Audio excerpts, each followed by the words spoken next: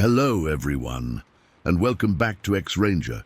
Before we begin, I thought it would be interesting if each of you could leave a comment indicating which part of the world you're joining us from. Also, don't forget to like and subscribe if you're enjoying the episodes. Now let's get comfortable, relax, and start our program. Past that afternoon, or dark. We'd been, and our pickup was. I remember checking around 3:45 p.m. were already getting long. Stopped the chainsaw and tapped. Hey, look up there, toward the mountain slope about. At first, something dark against. My first thought wasn't unusual for the area. It felt off about the way it was. My old Bushnell binoculars always kept them handy for spotting. Grabbed them. When I focused, my whole body went cold. It wasn't anything I'd ever seen. Was walking upright. I mean completely upright. It was massive. And I'm good at estimating. Whatever this was, 8 feet tall. It had hair, but what milled? This thing was standing up. It was thick, especially around the mid. Moved with this weird explain, like it knew feet on that rough terrain. Grabbed the binoculars from me on his face. The guy who makes furries. But when he was white as a What the fuck is that? The creature was moving along the trees. It never paused. Never stumbled. Steady, purposeful pace. Watched it for maybe 5 minutes behind a ridge. My hand could barely hold the binoculars.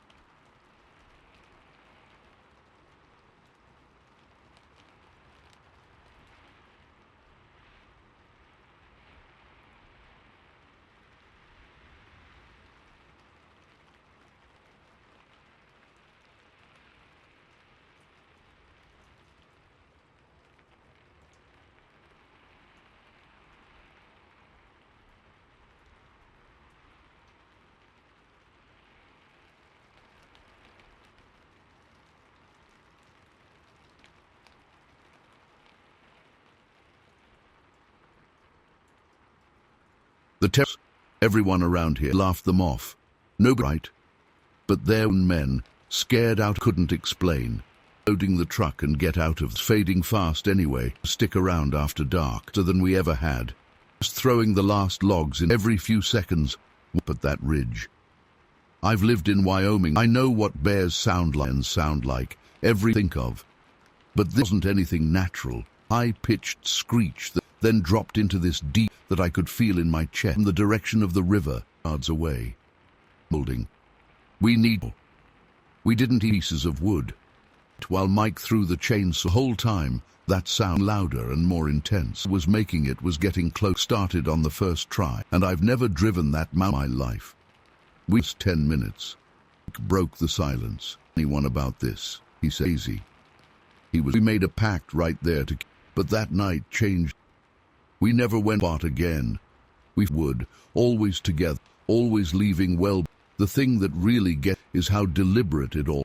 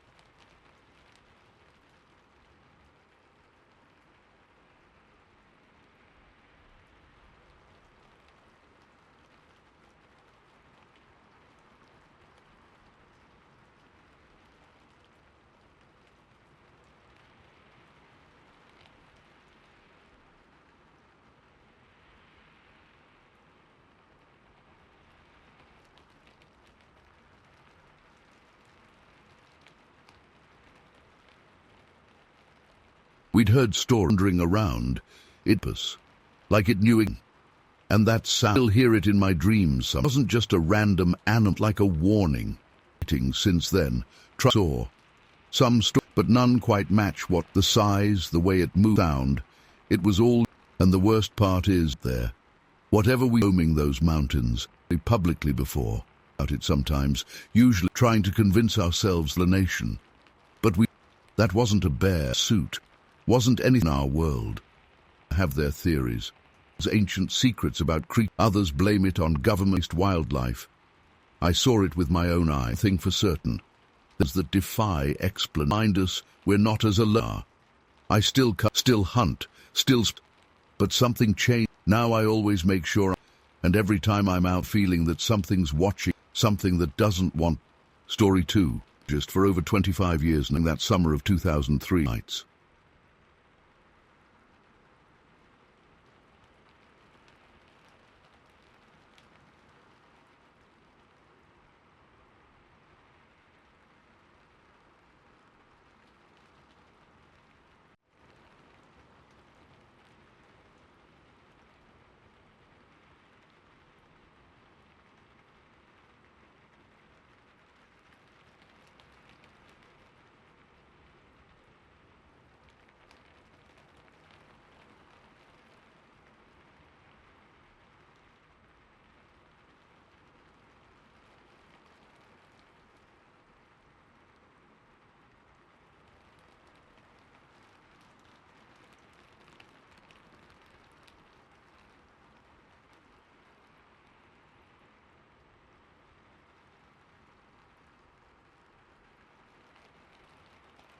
That creature person, you have to be in my colleague Mark and I saw, defies any logic with. And from Cody, for our. It was early AM, and the sun on the horizon. Clean feeling you only get. Air feels sharp in your lungs. We're both pretty quiet, coffees and trying to wake up I was driving 50, not the most, but it got the job done. Dozing in the passenger seat, something wasn't right. And the air pressure suddenly changes, or a storm. The hair on my, and I remember distinctly us. We were through some pretty dense houses around, just completely empty. We had at least 20 minutes. My headlights. We see them all. The brain tried to make sense of what bears don't move like that. This thing. It stepped out from the side of the road, and I marked his coffee. Ho whispered. Just those else. The creature was good with measurements. It's estimate it was at least 7. The bulk of it weighed somewhere between 600, but what really got it was how it moved. Athletes, how they makes everything look effortless.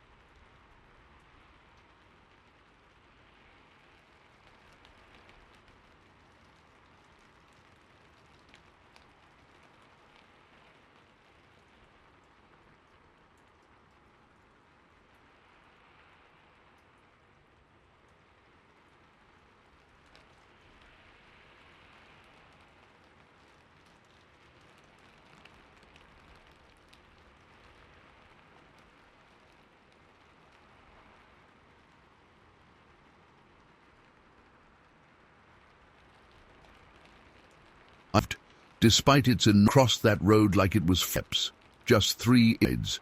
I remember so surreal, 7 or 8 feet long, 2 feet across, and it steps. The fur was but a deep brown in my headlights. It was especially around the shoulder, through dense brush, doubly long, hanging. But the face, a glimpse of it as it turned, I'm grateful for that. Light from my headlights, amber color. These had intelligent awareness. It lasted less than 10 seconds. Felt frozen. There happened. Instead of on the other side, it disappeared. Just Mark and I minutes before either of us moved out of the truck. But we're scientists. Of us, we found a large drainage culvert. The opening was maybe 4 tiny compared to the size. Somehow it had squeezed the ground around recent rain, and there was day, but Each print was long, and 8 inches length matched exactly what 1.5 feet between. Photos with our field cameras and 3, so no smart. We developed them later, indistinct. Typical.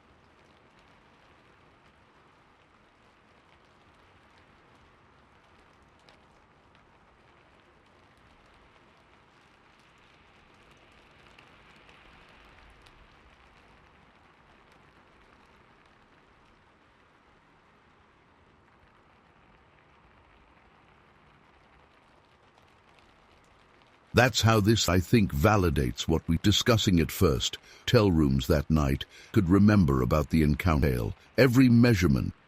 The next morning, they matched. Down to the number of steps, the color of its eye. 2 training independent accounts, observations, to rationalize what we saw there. No way. And bears don't walk dance or with that grace.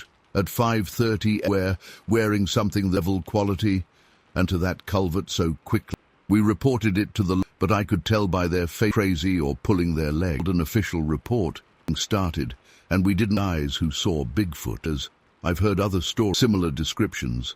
I've kept them all in a folder. I still do field work. I always slow down, always scan the seen it again, but especially in the early morning when I get that same feeling change in the air. And I wonder if it's through those woods with that imping us drive by and I don't expect story. Hell, believe it myself. I know what we both.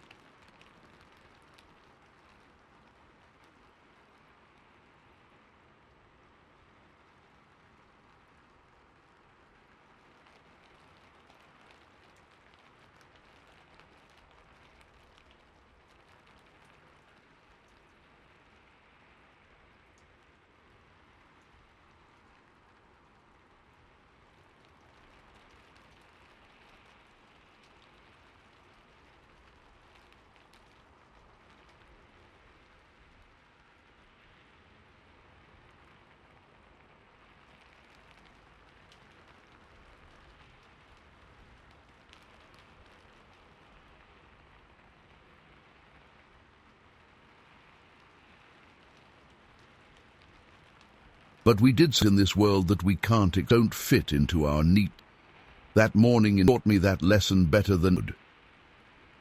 We were both experienced same spot west of Highway 8 for years.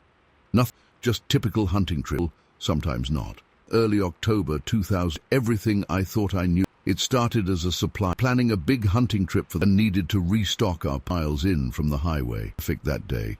Crisper in the mid-50s. The kind of day that was. Ford F-150 at our usual around 2 p.m. Hike in, drop, maybe check the game cameras. We'd done this. The trail was walk it blindfolded. In, something felt. The woods were quiet. You know that feeling when someone's been there even though it was like just it too. I could round, though neither of. Then we found the mow, finding dead and unusual. But the carcass was fresh most, and it was just the trail. No obvious wounds. It had just been. Mark nudged it with his books.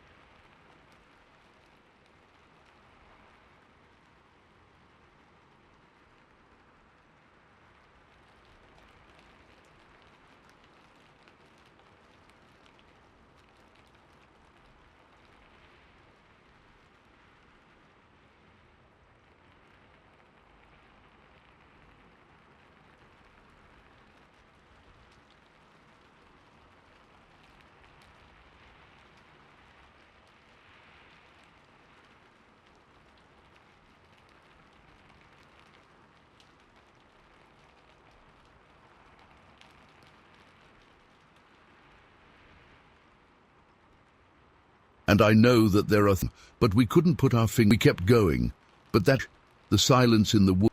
Usually you'd hear the whole forest doing it, just not sound of our boots on the train. We reached the steeper part of the tent stand of lodgepole was leading, carrying the pick and some tools.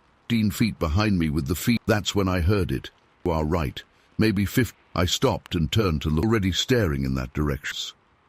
We both sound like moving through the brush, deer or an elk, but too heavy. I've replayed this of times over the years, wondered if the tricks on my eyes, exactly as I about it enough times since imagining things, behind a large pine about. The first thing it had to be at least, the color was what threw me. Brownish tan, similar to this was no elk. It had 2 legs, with shoulders adore, but it's proportionally too thin for its, though clearly powerful. My brain tried to rationalize, was it a bear standing? The proportions were all wrong. A suit, out here the nearest road. That theory instantly fluid, too natural. I know it did.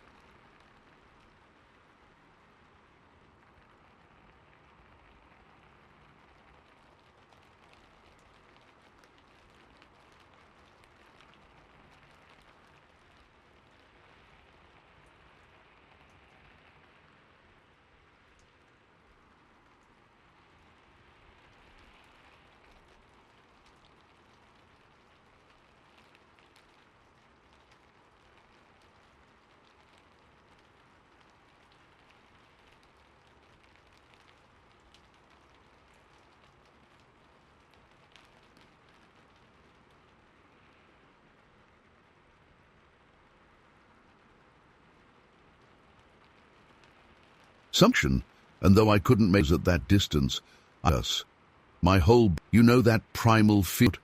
That's exactly every cell in my body was. The whole encounter couldn't have but it felt like then, with a speed that size, it to the tree line, not run ground faster than any 4 long strides, and I stood there frozen, but was probably only of us had said a word. Mark broke the silence with, "Fuck was that?"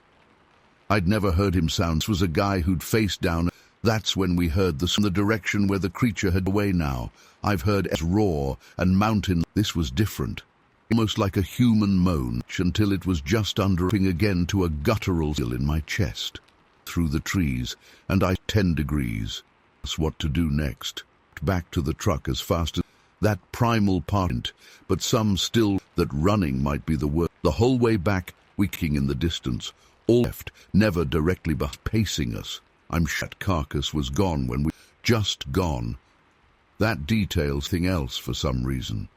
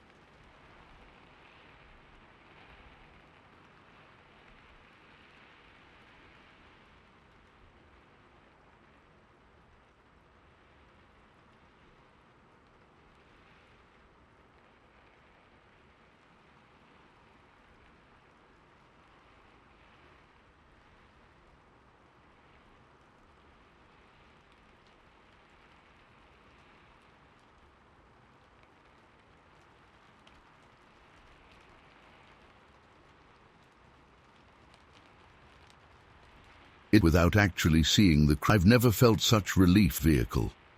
The silent. Something like that. It's me. A year I'd been hunting alone I'd heard strange quite like the scream we heard enough that it now makes my sit. At the time, normal forest sound, darkness. Now, Mark and I went back to cameras in full daylight. We found some up, way higher than and a few odd tracks that had rain. Nothing. The game cameras we'd left up, Memory cards went back to that spot again. Still spend time not there. And I always have a partner, eye on the tree line. Woods go quiet. Sometimes, in the forest. I've never posted about this. Honestly, I'm still not sure. All I know is that it's intelligent. And there. One question that keeps me up at night. Most people I've told this to am crazy, or just maybe they're right. And some sleep. I pull up Gria. It looks so normal. Another patch of Idaho forest. Better now. I know that shouldn't exist. I still have.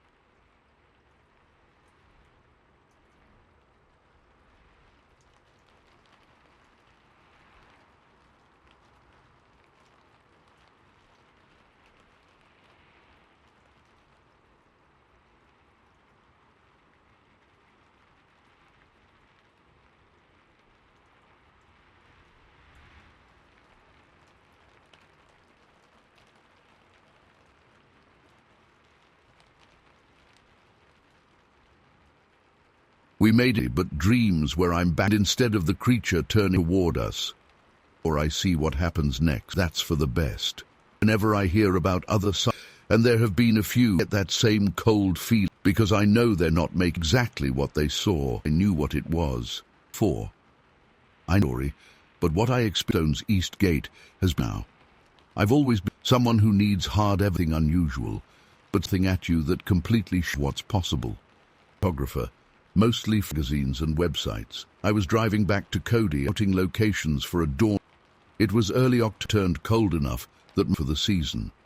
Not one of those, but a reliable 2000 for my photography trips and some basic amenities. Clock on my dashboard read PM. When I first off, I was about Gate and Cody, winds through the hills, other cars around, of night in the off-season, beams on, and the lights were fog that had settled in the valley. Normal fog, though. It was clinging to certain area. I remember steering wheel because my palm.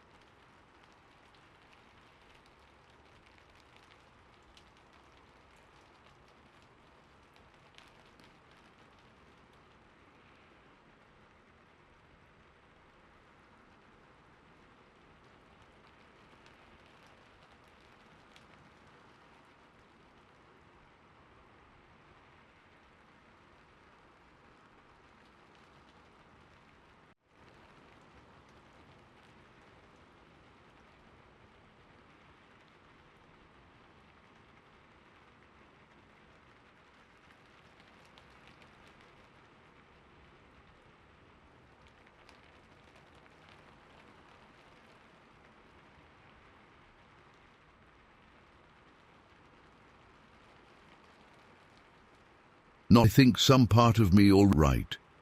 You know, pressure changes right. It was like that. My ears. The first thing was the smell. The heater running. This odor seeped into the like wet dog mixed with something earthier and more. Actually checked my shoes something earlier, but that when my headlights caught something. About one standing just off the right side, it looked like a telephone pole. Telephone poles, they definitely don't turn. Not ashamed to admit I hit the van skidded a bit on camera gear in the back. Shift my high beams stabilized. First clear look at it. Massive. I'd estimated, but it wasn't just it was the way it moved. Balanced, perfectly up walking, but with this flew impossible for something that's. The creature was covered in dust that looked almost black. But what really gottens? Its arm, its knees, and its shoulder broad as mine, on those shoulders, and it was shaped dome. I idling, completely. Hands were locked on the steering, my own breathing getting fast. The rational part of sense of what I was seeing. Bears don't stand like that, June. At night.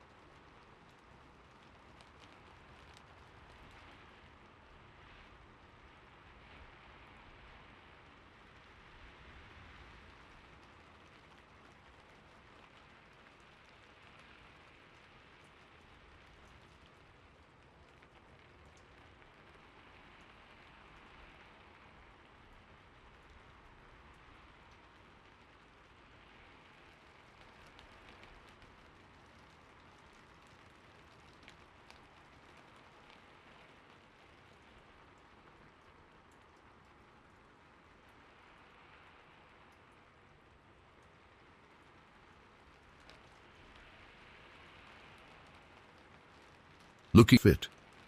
The creature towards my van, and looking at me even though I couldn't shadows of its face, did something that still haunted. One deliberate step to, not in a threatening way, purposeful movement that made of me. My brake and gas pedals, wildlife photography and aiming at me to stay still, moves. But there was instinct, this deep of my mind telling me to. I had my camera passenger seat. I had access. My hand could barely work the zipper, camera out.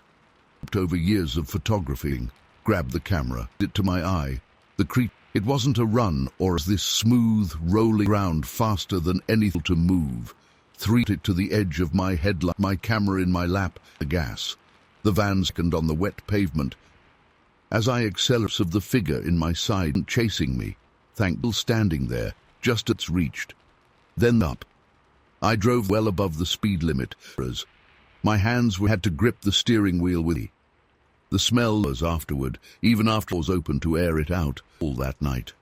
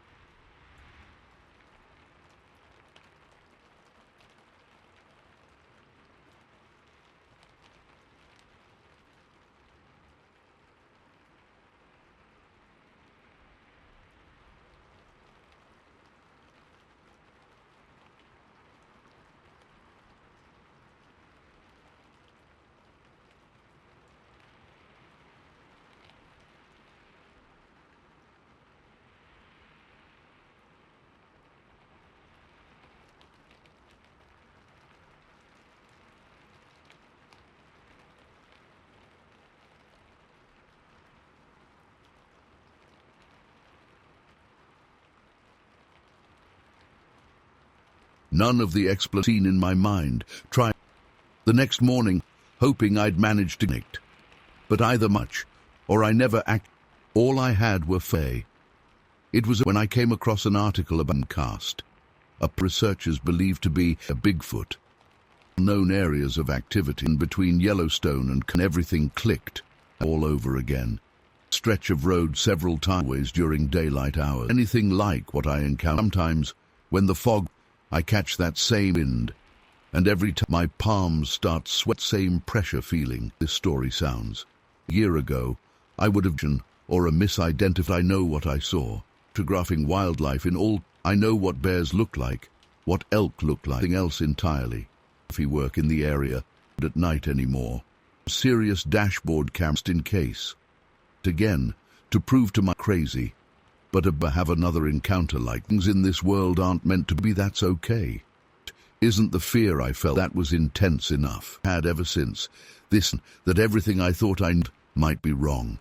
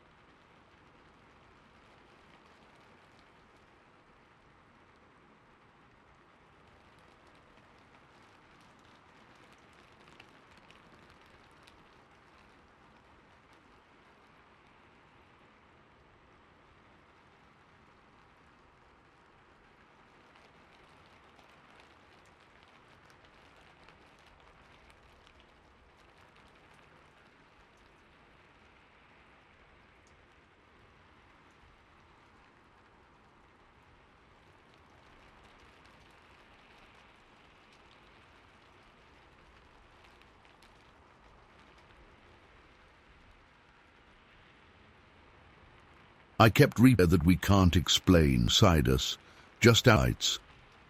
5.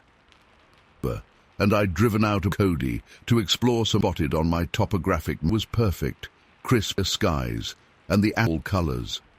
Old logging road turnout, planning for a full day of couple hours were peaceful. It was of interesting rock formation, but around felt different. Feeling when you're alone but sudden.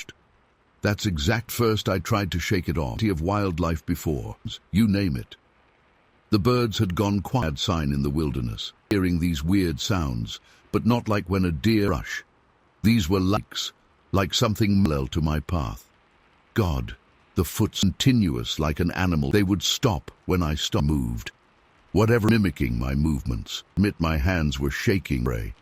I tried to bring my wilderness trainings, sang badly for bears, but the present, it was staying just vegetation about 50 yards. See the tops of bushes moving against the wind pattern. Hit me. Bears knows they're musky.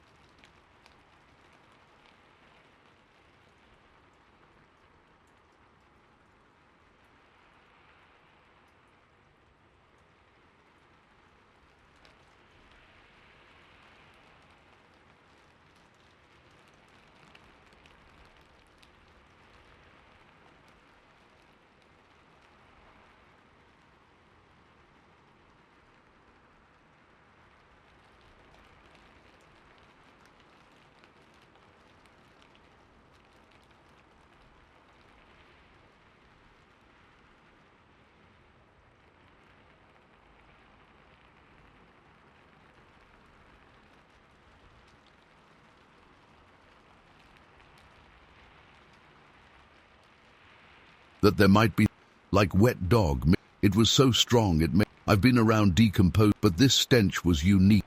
The moment that still has happened around 11:30, stopped to check my GPS, trying to figure out the quickest way. That's when I heard this sound. Not quite a very deep breathing. Maybe 30 yards away. Slowly turned toward the sun. I saw it. Vegetation, there was this. It was standing upright, tall, covered in long. But what gets me, bears will sometimes stare. But this thing's pont. Its arms were humans, but not as long. When it shifted its wood. I forget that. There was an intelligence there, old. They were deep brow, dark, very clearly focused. I've encountered plenty of wild anything look at me with suddenness. When it didn't run away. It slowly stepped behind a large. The movement was so human. The tree trunk died, but it couldn't complete. I could see part. The mass of the. I started backing. Remember everything I knew about, but none of that training. This wasn't a. This was something else. My hands were trembling. Hold my bear spray.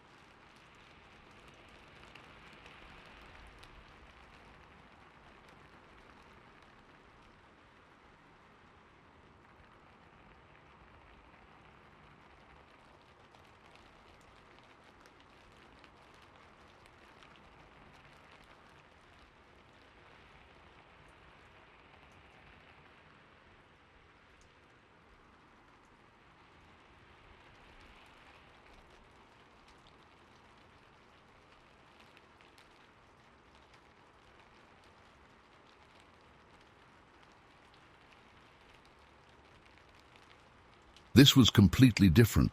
Not a roar or a deep, guttural vocal resonate in my chest. Never heard in nature before. I can compare it to, but deeper, purposeful.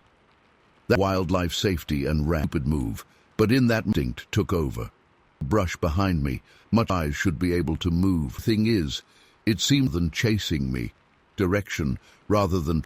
I ran until my when I finally had to stop. The forest was for my own ragged breed, listening for any, but there was nothing. It had never happened, and the absolute sound me. It took my way back to my truck, possible to avoid the area. I kept looking, but I never saw it again. When I got back, noticed these weird marks, like something had circled it while prints were partially obscured, and definitely not here with. I've time since then. But I've never area. Sometimes what happened, tell my or my mind playing but then I remember those art movement, and that aid, and I know encountered something that shouldn't. Read other people's accounts of, and I used to be skeptical.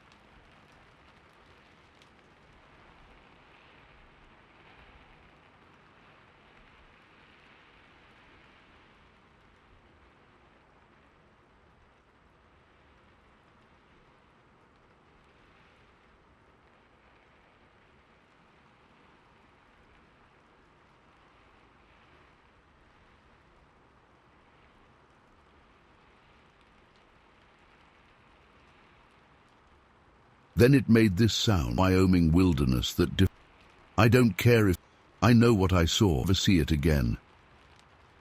A few weeks I was looking at satellite imaging to make sense of what I noticed that there are these cover, perfect just stoppable from the ground, form this strange pattern. They're related to what I saw, an unexplainable thing about. I still go hiking and something changed in me that cautious now, more in the wilderness and the bird. I get that same feeling. Maybe I'm just maybe think they're just better at finding them. I've been whisper for almost 15 years during the COVID lockdown day. I'm finally keep it bottled up anymore. Has seen something similar. April 2020, eerily quiet due to usually spring campers, but with it was just us essential sounds. The empty different. Every rustling leaf seemed that morning. I was doing my in the more remote areas that were due to reduced star. Unusually cold for April hung between the trees, pretty poor.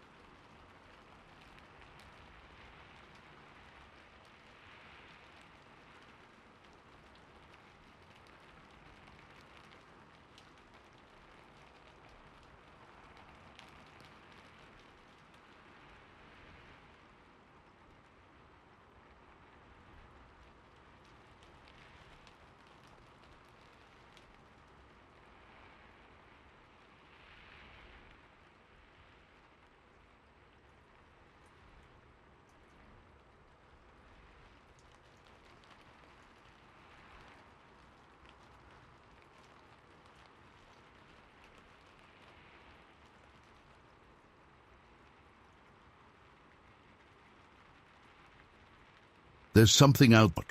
It was just I first noticed something was following one of our maintenance, what looked like some kind of tree about 30 feet up. I thought it was just some there. It wouldn't be the ping gear stuck in weird. Something about the way it was positioned.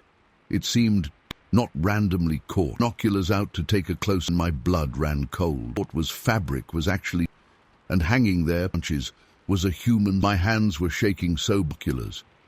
I've done some recoveries over the year. This wasn't at Veen where you might expect to find. This was deliberate.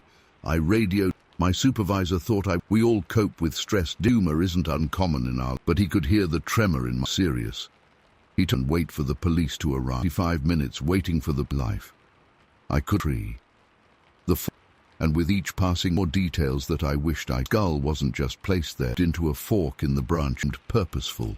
Almost the remaining tissue there for some time. Long enough to explain the level.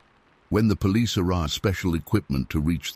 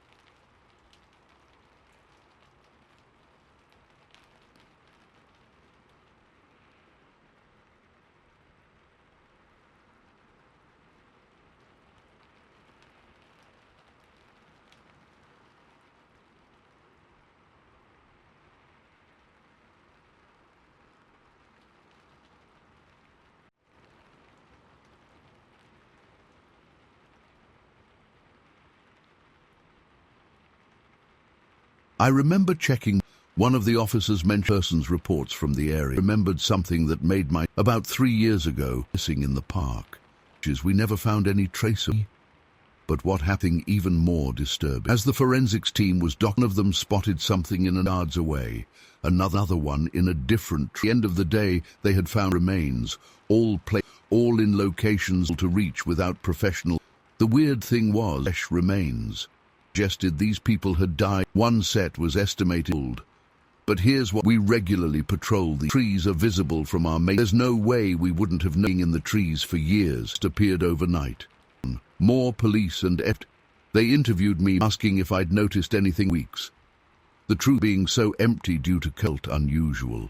I remembered something from about hadn't thought much of at the time. My evening patrol, branches breaking high. It was too loud to be squirrel, precise to be random. When I shined my flashlight moving, but like something was moving through much too high up for any low. I had dismissed it as for my mind.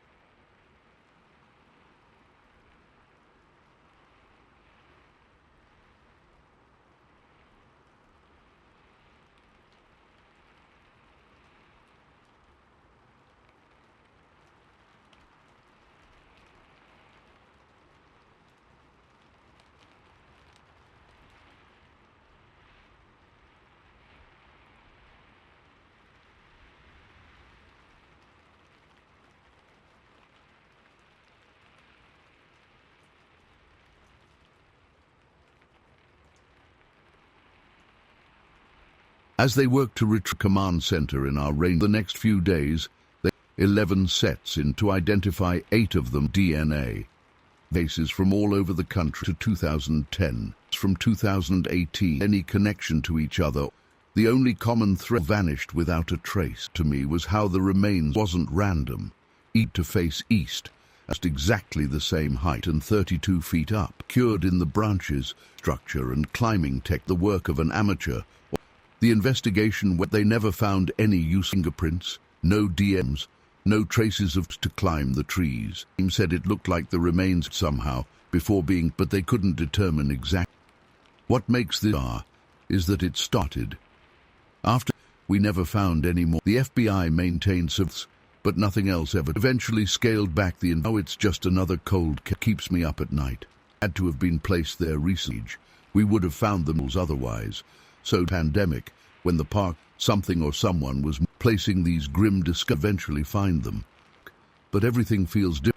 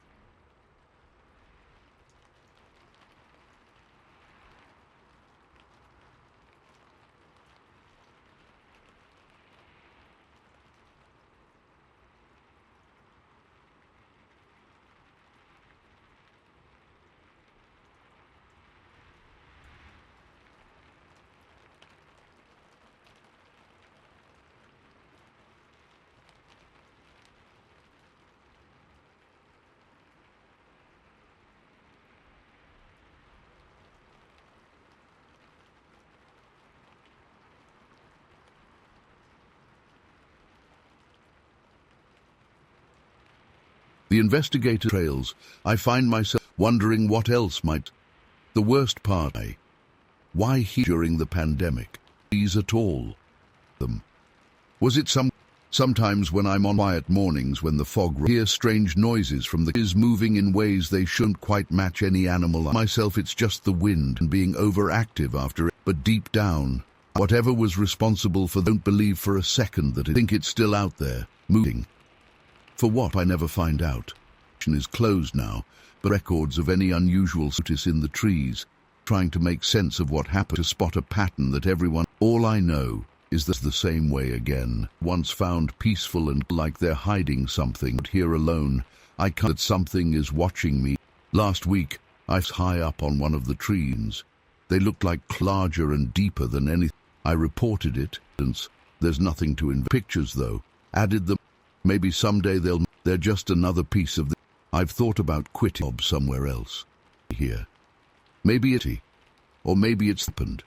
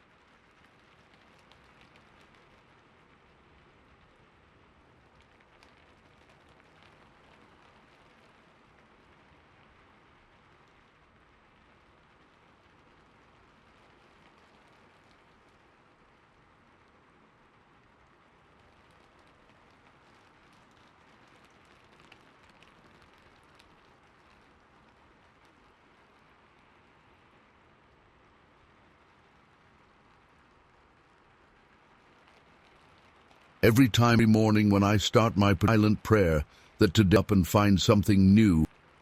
Stories. I'd been with the Forest Service for working various positions spot at the Bighorn. Night patrols were checking for illegal campers, wildlife problems. That nothing ever really happened beside her or teens. That night start. My shift began at mid-typical for February and while probably around 50. The sky was clear though, which made patrolling. I remember checking my thermal heading out, making sure the cold always drained them. Around 2 a.m. of our service roads near the. This area was just wildlife trail paths. I'd seen observations. When my peripheral vision, I thought it was just moonlight. But when I turned to look to this pulse, it was maybe half a breeze. The line of like LED brightness. It's hard to ignite the trees around it the way it just sort of a floating orb. It started changing color, red, then green, blue, white.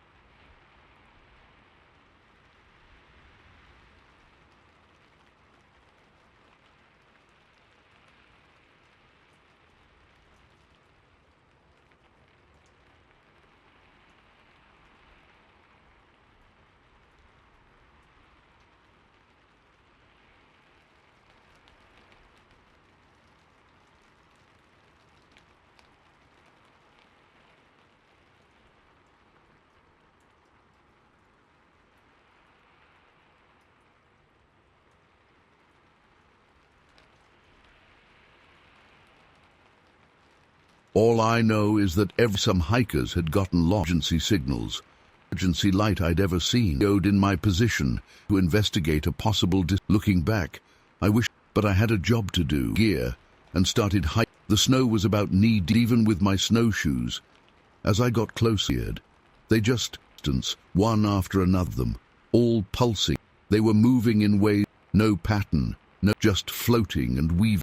Sometimes they'd new colors I can't even split apart again. Made no sound.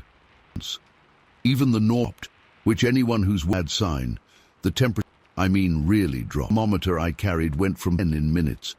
My face, creating My radio stuck, and when I tried to call low humming sound, I was about to light when things got. My flashlight started. Felt this pressure in my head or a massive thunderstorm. My arms and neck stood up, electricity in the air. Just my compass was spinning. Phone's screen was glitch patterns. They ignored me. Not aggressive, like they were curious. In the woods my whole life, mountain lions, you name it.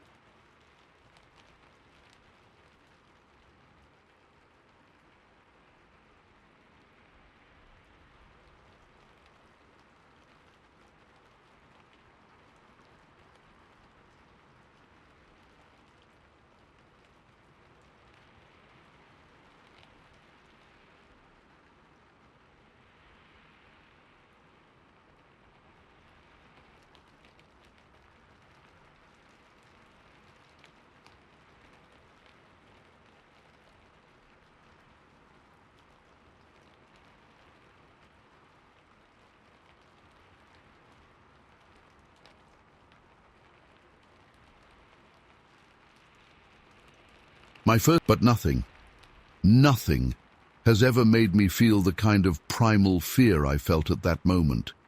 It wasn't just fear of the unknown. It was like every cell in my body was screaming that what I was seeing shouldn't exist. I started backing away slowly, trying to keep all the lights in view. They continued their dance, but now they were forming this loose circle around me. The closest one was maybe 50 feet away, and I could see that they were about the size of beach balls, but their edges were fuzzy, like they were both solid and not solid at the same time. That's when I heard it, this low-frequency thrumming that I felt more than heard. It started gentle but quickly built in intensity until my whole body was vibrating. The snow around my feet started crystallizing in weird patterns, forming perfect geometric shapes I'd never seen before. The air itself seemed to be getting thicker, harder to breathe. I don't remember deciding to run. 1 second I was standing there, and the next I was sprinting through the snow, my lungs burning from the Arctic air. I didn't look back, but I could see the light's reflections in the snow around me, still following. The thrumming got louder, and my nose started bleeding. I could taste metal in my mouth, and my vision was starting to blur at the edges. I finally made it back to my truck, fumbling with the keys with numb fingers. As I slammed the door shut, the lights suddenly stopped moving. They just hung there, about 100 yards away, pulsing slowly. I started the engine, and the moment I did, all 6 lights shot straight up into the sky at impossible speed, leaving these weird after-images in my vision. Then they were just gone. I sat there for what felt like hours, shaking, waiting for something else to happen. Nothing did. The forest sounds slowly returned. The temperature started rising back to normal, and my radio cleared up. When I finally got the courage to check my phone, I saw that only 45 minutes had passed since I first spotted the lights. The next morning, I reported everything to my supervisor. I wrote up a detailed report, included readings from my instruments, everything. He called me into his office that afternoon, and I'll never forget what he said. He didn't ask me any questions about what happened. He just told me that my report would be filed appropriately, and that it would be best for my career if I didn't discuss the incident with anyone. His exact words were, "Some things in these forests are better left unreported." He wasn't threatening. If anything, he seemed worried for me.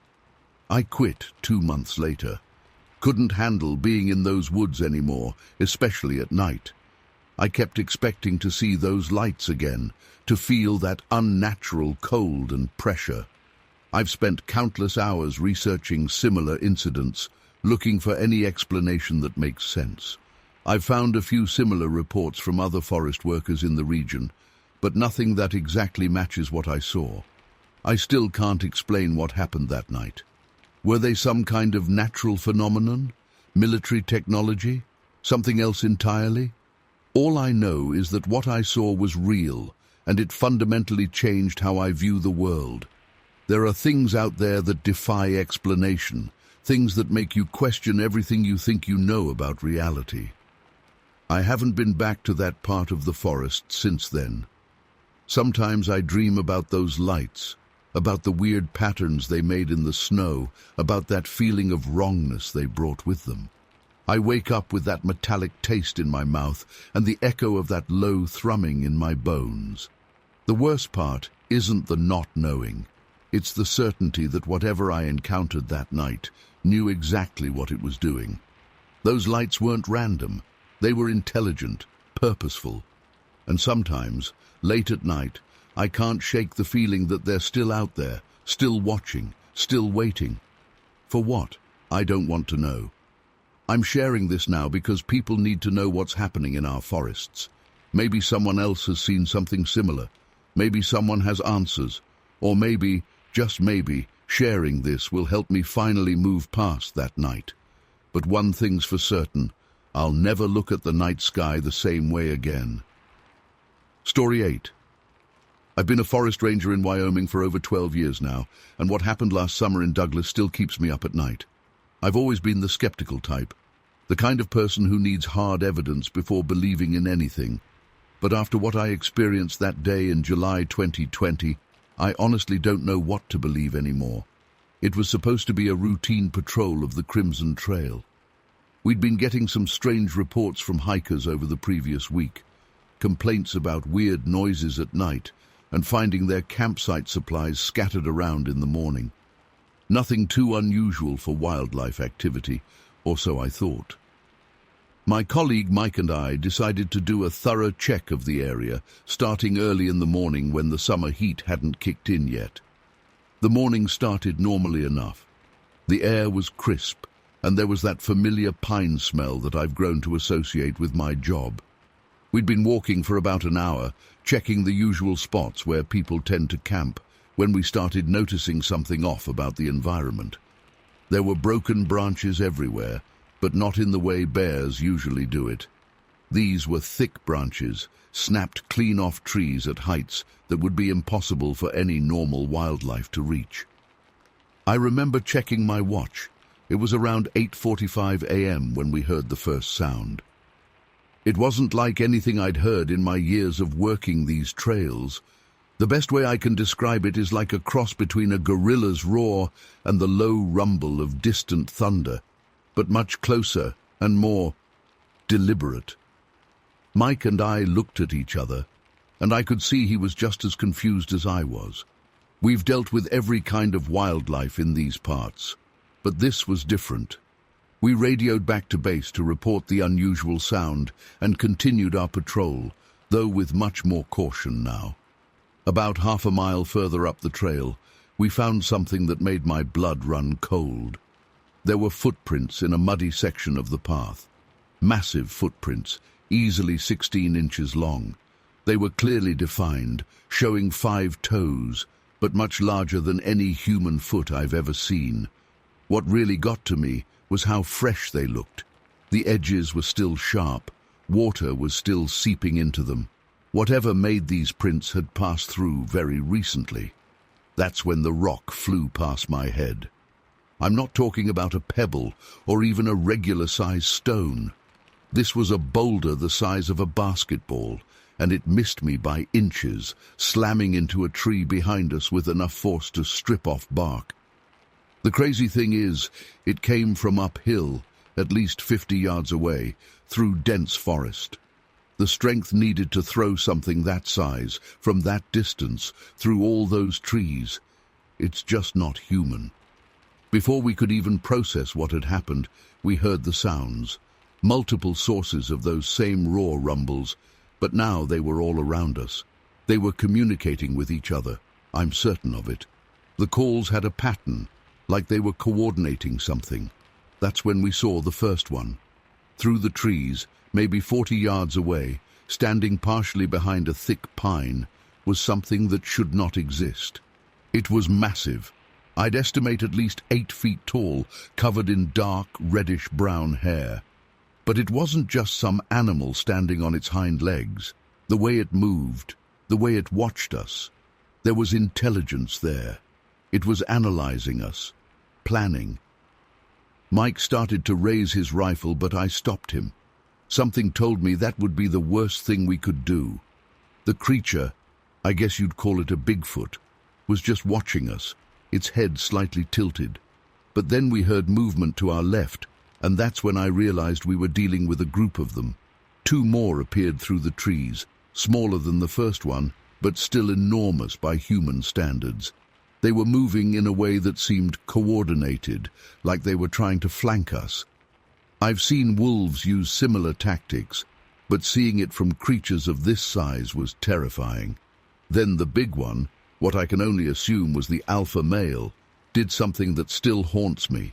It walked over to a fallen tree, not a branch, mind you, but an entire dead tree trunk, probably 15 feet long and thick as a car tire. With what seemed like minimal effort, it lifted one end of this trunk. The strength required to do this, it's just incomprehensible. I genuinely thought we were about to die. The alpha male was positioning that trunk like it was going to throw it at us, and at that range, it would have been like getting hit by a truck. I grabbed Mike's arm and started backing away slowly, trying to remember everything I knew about primate behavior. Direct eye contact seemed like a bad idea, so I kept my gaze lowered while still trying to keep them in my peripheral vision. That's when something unexpected happened. From somewhere behind us, deeper in the forest, came a different sound, a higher-pitched call that almost sounded female. The alpha male immediately dropped the trunk and turned its head toward the sound. The 2 smaller ones also shifted their attention. There was another exchange of calls, and then, just as deliberately as they had appeared, they started to back away into the forest. But they didn't just disappear. For the next 20 minutes, as Mike and I carefully retreated back down the trail, we could hear them moving parallel to us through the forest. They were escorting us out of their territory. We could hear branches breaking, those deep vocalizations continuing, and occasionally rocks would hit trees near us, not thrown directly at us anymore, but close enough to make it clear they were watching. When we finally made it back to our vehicle, I was shaking so badly I could barely hold my radio to call it in. The trail was officially closed that same day, and after several more similar reports from other rangers, it was decided to permanently close that section of the forest. I've been asked many times since then why I didn't try to take photos or videos. The truth is, in that moment, with those creatures showing such clear signs of intelligence and aggression, pulling out a phone was the last thing on my mind. Survival was all I could think about. The thing that really stays with me isn't just how big they were or how strong. It's the intelligence I saw in their eyes, the clear coordination in their actions. These weren't just animals acting on instinct. They were protecting their territory using strategy and communication. They could have easily killed us that day. The fact that they chose not to, that they instead opted to escort us out, suggests a level of reasoning that's honestly terrifying to think about. I still work as a ranger, but I've requested a transfer to a different area. Sometimes when I'm alone in the forest and I hear a branch break in the distance, I freeze. The rational part of my brain tells me it's probably just a deer or an elk. But now I know there are other things out there in the wilderness, things that we're not supposed to know about, things that don't want to be found. I've never told this story publicly before because I know how it sounds. I know about all the hoaxes and fake Bigfoot stories out there. Before this happened, I would have been the first person to dismiss such claims. But I know what I saw that day. More importantly, I know what I felt. That primal fear when you realize you're not at the top of the food chain. That moment when the world as you understand it suddenly shifts. Those creatures are out there, and they're far more intelligent and organized than anyone has imagined. Sometimes I wonder if we're better off not knowing about them, if there's a reason they stay hidden in the deepest parts of our forests. But I also feel like people need to know the truth, not just about their existence, but about their capacity for coordinated action. They're not just random animals wandering the woods. They're something else entirely, something we're not prepared to deal with. The Crimson Trail remains closed to this day. Sometimes other rangers ask me about what happened out there, and I usually give them the official line about aggressive wildlife activity. But when I'm alone at night, trying to sleep, I can still hear those deep, rumbling calls echoing through the trees, still see those intelligent eyes watching me through the forest. And I know that somewhere out there, in the wilderness of Wyoming, they're still there, protecting their territory, staying hidden, but always watching. Story 9. My wife Sarah and I had planned a week-long getaway with our kids, Jake, 12, and Emma, 9 at the time, to this private lake in Wyoming. We found this cabin rental online. It seemed perfect, secluded, but not too far from civilization, and the reviews were great. The owner mentioned it was on private property with controlled access, which made us feel safer. The photos showed this beautiful log cabin right by the water, surrounded by dense forest. We're from Colorado, so we're used to remote locations, but this place felt different from the moment we arrived. The first day was exactly what we hoped for. The cabin was rustic but comfortable, 2 bedrooms, a decent kitchen, and this amazing deck overlooking the lake. The kids were thrilled about fishing, and we spent most of the afternoon on the dock. The lake was pretty big, maybe half a mile across, with forest running right up to the water on all sides. There was only one other cabin visible from our side, but it was vacant that week. Everything changed that first night. Around 2 a.m. I woke up to this sound. I'm still having trouble describing it accurately. It wasn't exactly a howl, but it definitely wasn't a normal wolf or coyote call either. It came from across the lake, and it was loud, like loud enough to echo across the water. The closest I can compare it to is maybe a cross between a wolf's howl and a person trying to yell with their mouth closed. That sounds ridiculous, I know, but that's the best way I can explain it. Sarah woke up too, and we just laid there listening.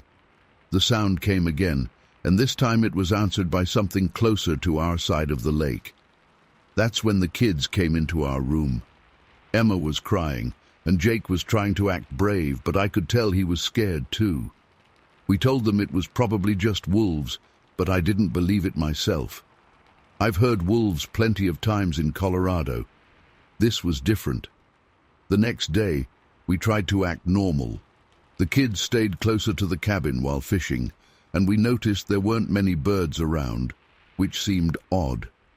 I walked the perimeter of the cabin and found these weird marks in the dirt near the tree line, like something heavy had been dragging its feet. They were about twice the size of my boot print, and I wear a size 11. I didn't tell the family about those. That second night, the sounds started earlier, around midnight. They were closer this time, and there was definitely more than one, whatever it was, making them. Sarah wanted to call the property owner, but we had 0 cell service out there. The satellite internet was down too, probably from the thunderstorm we had earlier that day. I kept getting up to check the windows, and on one of these checks, I saw something that made my blood run cold. There was this shadow moving between the trees at the edge of our clearing. The moon was bright enough that I could see it was big, way too big to be a person. It was probably 75 yards away, but even at that distance I could tell it was at least 8 feet tall. It moved in this weird, fluid way that didn't seem quite right. I stood there frozen, watching it pace back and forth between 2 big pines, like it was watching us. The third night is when everything went to hell. We were all sleeping in the living room by this point. None of us wanted to be alone in the bedrooms. Around 1:30 a.m., something hit the cabin. Not like a branch falling. This was like someone taking a battering ram to the wall. The whole building shook, and a few dishes fell out of the cabinets and shattered. The kids started screaming, and I grabbed the hunting rifle I'd brought. Thank God I'd thought to bring it. That's when we heard it. This low, rumbling sound right outside the wall. The best way I can describe it is like someone trying to growl while gargling water. It was this wet, throaty sound that seemed to vibrate through the walls. Whatever was out there started moving around the cabin. We could hear its footsteps on the wooden deck, heavy, deliberate steps that made the floorboards creak. It was testing the walls, pushing against them hard enough to make the whole structure groan. The windows were covered with heavy curtains, but I could see the shadow of something massive moving past them. Emma was sobbing quietly into Sarah's chest, and Jake had grabbed a kitchen knife even though we told him not to. I stood there with my rifle, hands shaking so bit anything if I tried. The door. The hand, not like something was actually trying to. Thank God we had locked it. Got more violent. A splinter.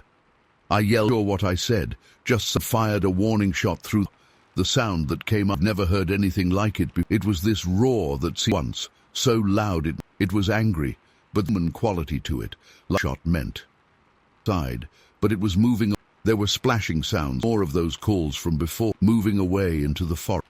We didn't sleep when the sun came up, and the deck was gouges in the wood like in and tried to tear it up as footprints I'd seen before. They were huge 18 inches long, and but wider, double toes, down in paths leading and there were broken branches I could reach. I called the cell range and made up. He seemed a little too understanding. Stories before. Hours since then have been. I've read Oming, looked into joined some cryptozoology.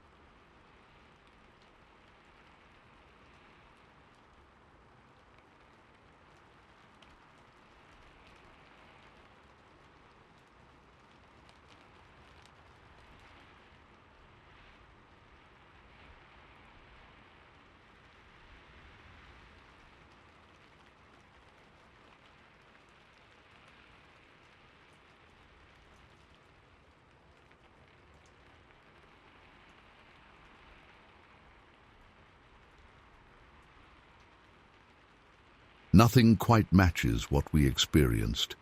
The closest thing I can find are Bigfoot encounters, but I never believed in that stuff before this happened. Now, I don't know what to believe. The weirdest part? When I checked our old reservation email a few months later to get the owner's contact information, thinking about asking him if anyone else had reported similar experiences, the listing was gone. The whole rental property had vanished from the website. The phone number was disconnected. It's like the place never existed. We've never gone back to bar none, and we don't do remote cabins anymore. The kids still don't like talking about it. Sometimes when I'm up late at night, I can still hear that sound in my head, that not quite human roar after I fired the warning shot.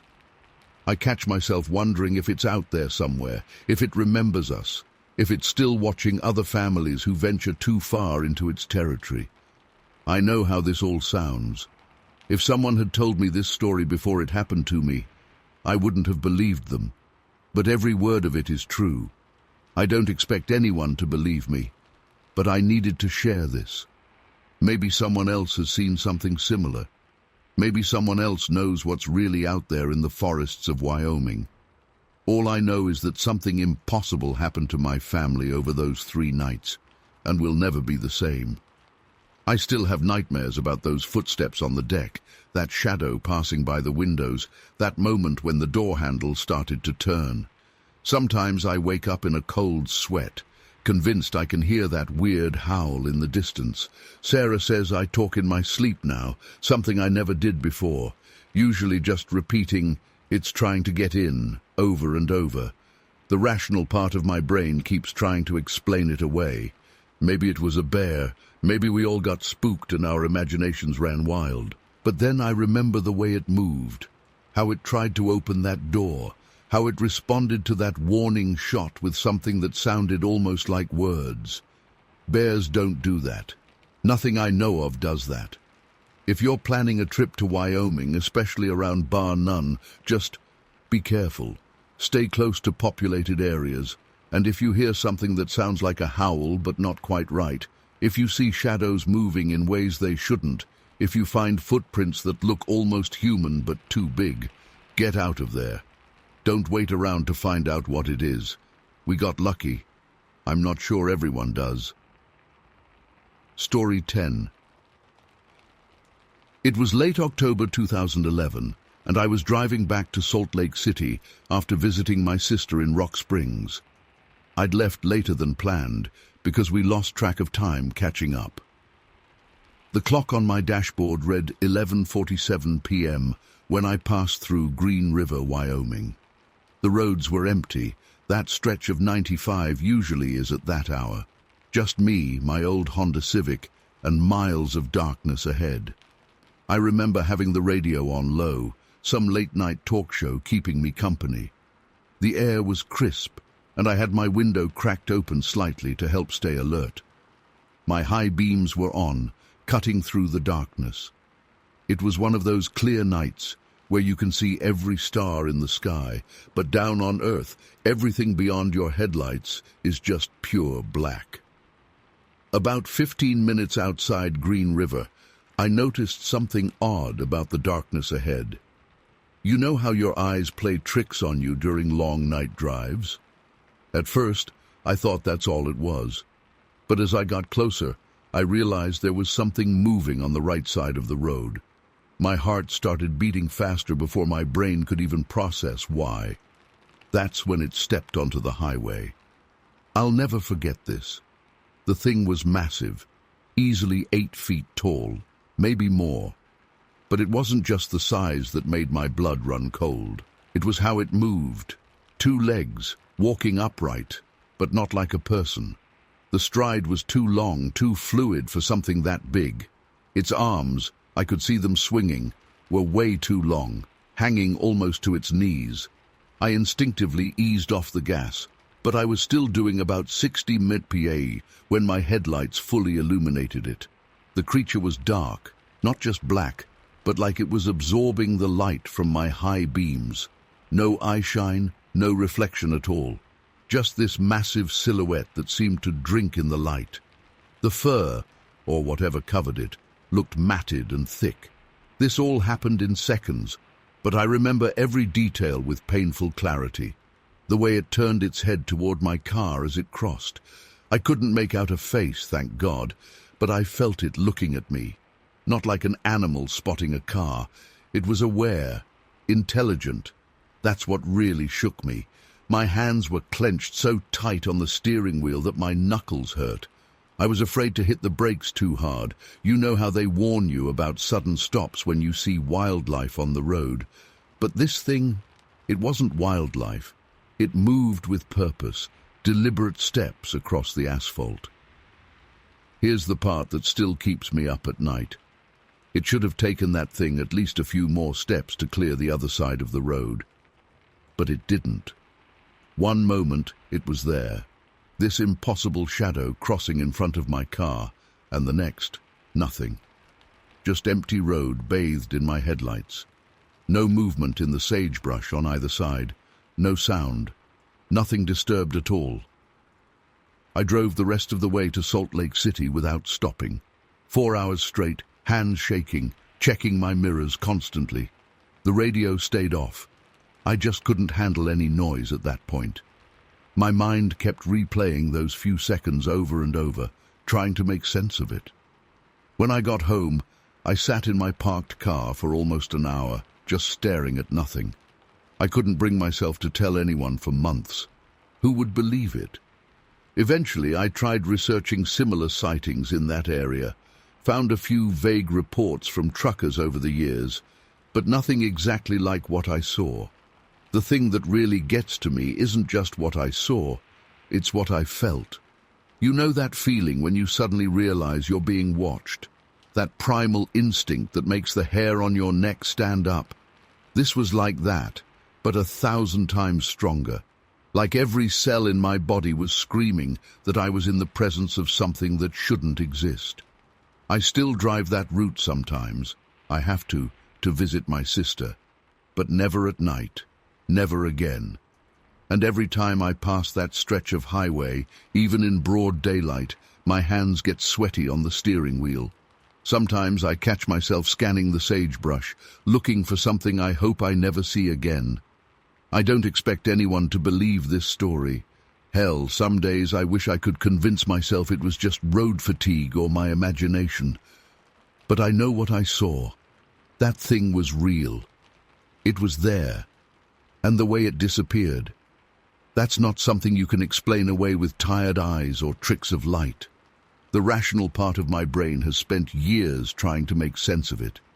Maybe it was someone in a costume. But how did they vanish like that? Maybe it was a strange shadow cast by a passing cloud, but the sky was clear. Maybe I dozed off for a split second, but I can remember every detail so vividly. None of the explanations fit. I've never had another experience like that night, and honestly, I hope I never do. But I know one thing for certain. That stretch of Highway 95 outside Green River. There's something out there. Something that defies explanation. Something that, for just a few seconds on a cold October night, decided to show itself to me. And sometimes, in those moments just before sleep, when my guard is down, I wonder, did it want me to see it? Was I just in the right place at the right time, or was there some purpose to our encounter? I'll never know. Maybe that's the scariest part of all. Story 11. I was 12 at the time, living with my parents in Sandwich, Massachusetts. Our house sat right at the edge of this massive stretch of woods that seemed to go on forever.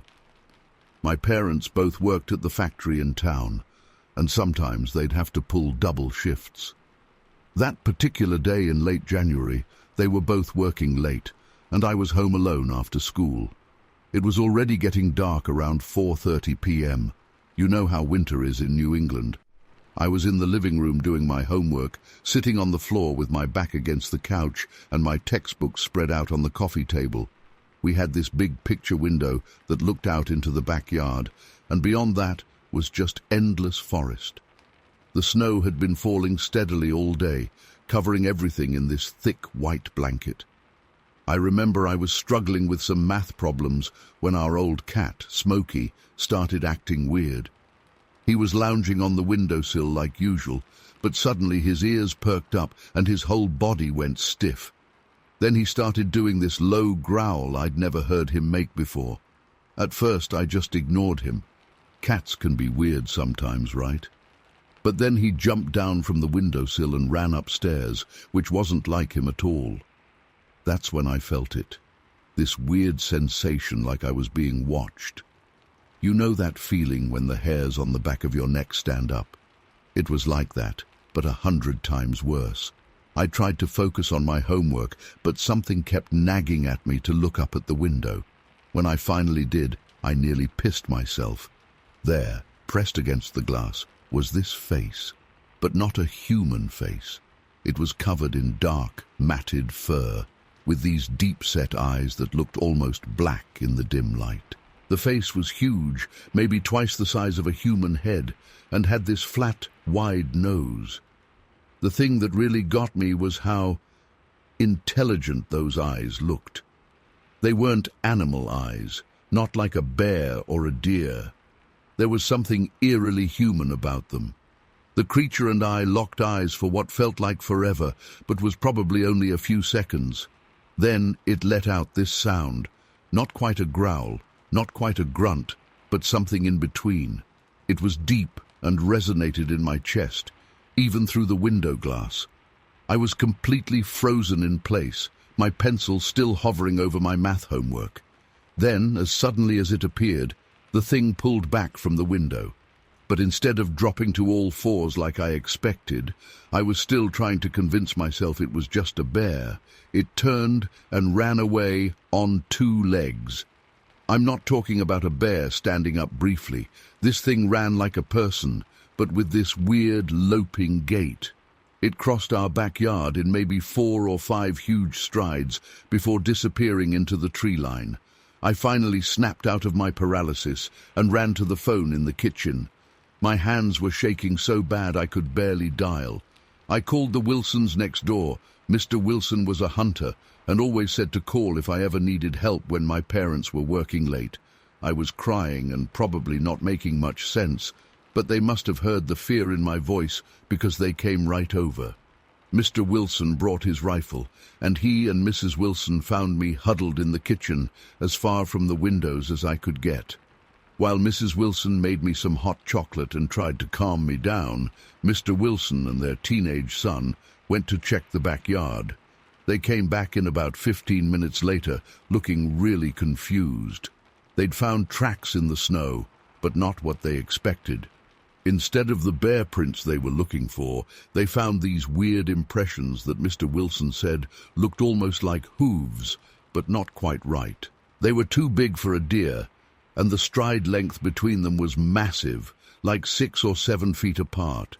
And they were definitely from something walking on 2 legs, not 4. The police came out eventually, but by then it was fully dark and snowing again. They took some pictures of the tracks and filed a report, but I could tell they didn't really believe me. They probably thought I was just some kid with an overactive imagination who got spooked by a bear. My parents got home around 9 p.m. to find me still at the Wilsons' house. I didn't want to go back home until they returned. For weeks afterward, I refused to do my homework anywhere near that window. My dad installed extra outdoor lights and motion sensors, but we never saw the creature again. The weirdest part?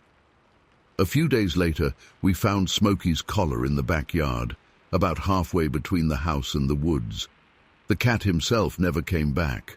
We put up posters and searched the neighborhood, but he was just gone.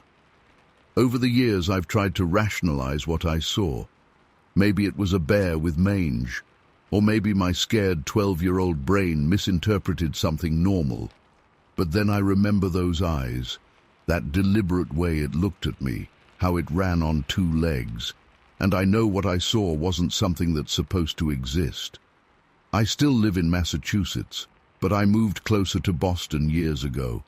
I've never gone back to Sandwich, and I always make sure my home has as few windows as possible facing the backyard. Some people might call me paranoid, but they didn't see what I saw that day. They didn't see those eyes looking back at them, studying them like they were prey. I know this all probably sounds crazy. Hell, I've spent the last 47 years trying to convince myself it was all just a childhood nightmare. But every winter, when the early darkness settles in and snow starts falling, I find myself checking windows and making sure all the outdoor lights are working. Because somewhere deep down, I know what I saw was real. And sometimes, late at night when I can't sleep, I wonder if it's still out there in those woods, watching other houses, other windows, waiting for the right moment to look in. Story 12. Jack and I had been planning this camping trip for weeks. We're both really into sound recording. It started as a hobby for capturing bird calls, but eventually turned into recording all sorts of nature sounds. That night, we were hoping to capture some owl calls for Jack's environmental science project. The day started normally enough. We arrived at Mount Washington State Forest around 2 p.m., loaded up with our usual camping gear plus our recording equipment. Jack brought his fancy directional mic, and I had my trusty MP3 recorder that I'd modified with a better external microphone. The weather was unusually mild for March in Massachusetts, around 45 degrees Celsius, with a clear sky and just a light breeze, perfect conditions for sound recording. We set up camp about 2 miles in from the parking area, choosing a spot near a clearing that seemed good for capturing night sounds. The afternoon was spent setting up our tent, gathering firewood, and scouting the area for the best places to position our recording equipment. We even found some interesting tracks that we figured were from deer or maybe a moose, though they seemed oddly spaced out. As night fell, we got our equipment ready. We set up Jack's directional mic, pointing toward a dense cluster of trees where we'd heard some bird activity earlier. I placed my MP3 recorder about 50 feet away in a different direction, hoping to catch anything that might come from the deeper parts of the forest. We had the recordings running continuously, planning to edit out any interesting sounds later. The first few hours were pretty uneventful. We sat around our campfire, keeping our voices low and occasionally checking the equipment. Around midnight, we caught some great barred owl calls on both devices. Jack was thrilled. It was exactly what he needed for his project. We decided to keep recording for a few more hours, hoping to catch some more nocturnal wildlife sounds. Around 1:30 a.m., the forest atmosphere changed. It's hard to explain, but anyone who spends time in the woods knows that feeling when something's not quite right. The normal night sounds, the crickets, the occasional rustle of small animals, just stopped. It was like someone had hit a mute button on the forest. Jack noticed it too. I could see him sitting up straighter, more alert. That's when we started hearing it. At first, it was so faint we thought we were imagining things. It sounded like something heavy moving through the forest, but not like any animal I'd ever heard. The footfalls were too spread out, too deliberate. We figured it had to be another camper, though we hadn't seen anyone else in the area all day. At exactly 2:07 a.m., I know because I checked my phone when it happened, we heard the first knock. It wasn't like someone tapping a stick against a tree. This was like a sledgehammer hitting an oak. The sound echoed through the forest, setting off a chain of rustling as sleeping birds took flight in panic. Jack and I just froze, staring at each other across the dying embers of our fire. The second knock came about 30 seconds later, from a different direction, maybe 200 yards away. The sound was so powerful, it seemed to reverberate in my chest. Whatever was making that sound had to be incredibly strong. We're talking about something that could produce a sound loud enough to echo through a dense forest in the middle of the night. I remember whispering to Jack, asking if we should pack up and leave, but he just shook his head, pointing to our recording equipment. He was right. We were capturing something extraordinary, even if we didn't know what it was. But I've never been more terrified of staying still in my life. The knocks continued for about 20 minutes, always changing position, sometimes sounding closer, sometimes further away. It was like whatever was out there was moving in a huge circle around our campsite. The pattern was irregular, but deliberate, like some kind of communication. Between the knocks, we could hear heavy movement through the underbrush, branches snapping under significant weight. The closest knock came around 2:30 a.m. It couldn't have been more than 50 yards from our tent. The sound was so loud it made my ears ring. That's when we caught a whiff of something, a powerful, musty odor that I can only describe as a mix between wet dog and rotting vegetation. It was overwhelming and made my eyes water. Then we heard something that still gives me nightmares. From the direction of the last knock came a sound that started as a low rumble and built into what I can only describe as a roar howl. It wasn't like any animal I've ever heard. Not a bear, not a moose, not anything I can identify. It was deep, powerful, and seemed to go on forever. The sound had this almost human quality to it, but distorted and amplified to an impossible degree. That's when we abandoned our equipment and ran. I'm not ashamed to admit it. We grabbed our phones and car keys from the tent and just bolted.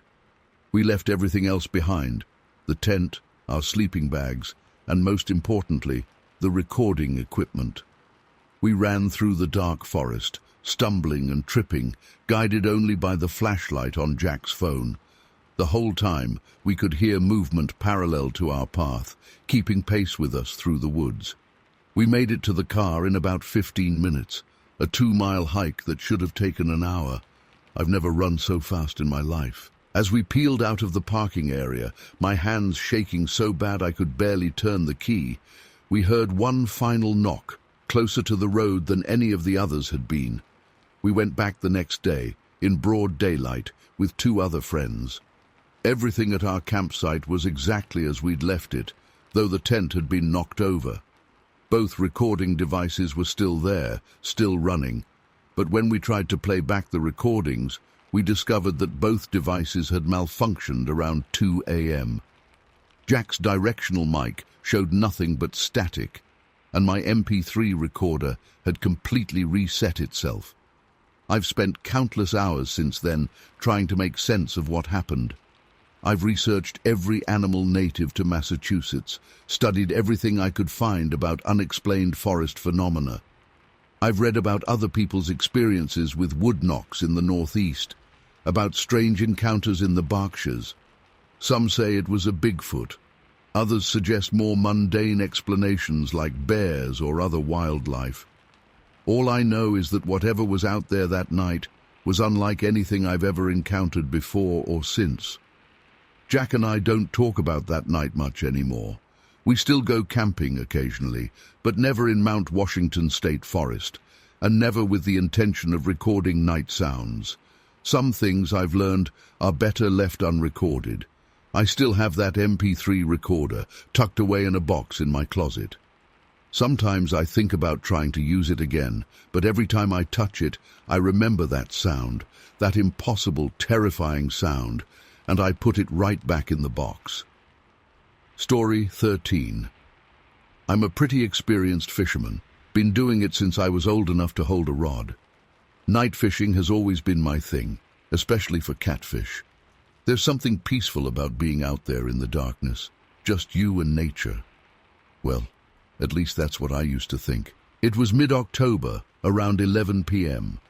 The weather was unusually warm for that time of year, probably in the mid-60s. I remember because I hadn't even bothered bringing my usual thermal jacket. The moon was barely a sliver that night, making it darker than usual, but that never bothered me before. I had my spot, this little clearing about 50 yards from the main road where the bank slopes down gradually to the water. Anyone who fishes Wilbraham knows the spot I'm talking about. I had my usual setup, 2 rods with bell sinkers, both baited with chicken liver for catfish. My LED lantern was dimmed low, just enough to see my equipment. I'd been there maybe 2 hours, caught a couple of decent-sized cats. Nothing extraordinary. The fishing was slow, but I wasn't complaining. The reservoir was dead quiet except for the occasional splash of fish jumping and the normal forest sounds. Around 1 a.m., something changed. It was subtle at first.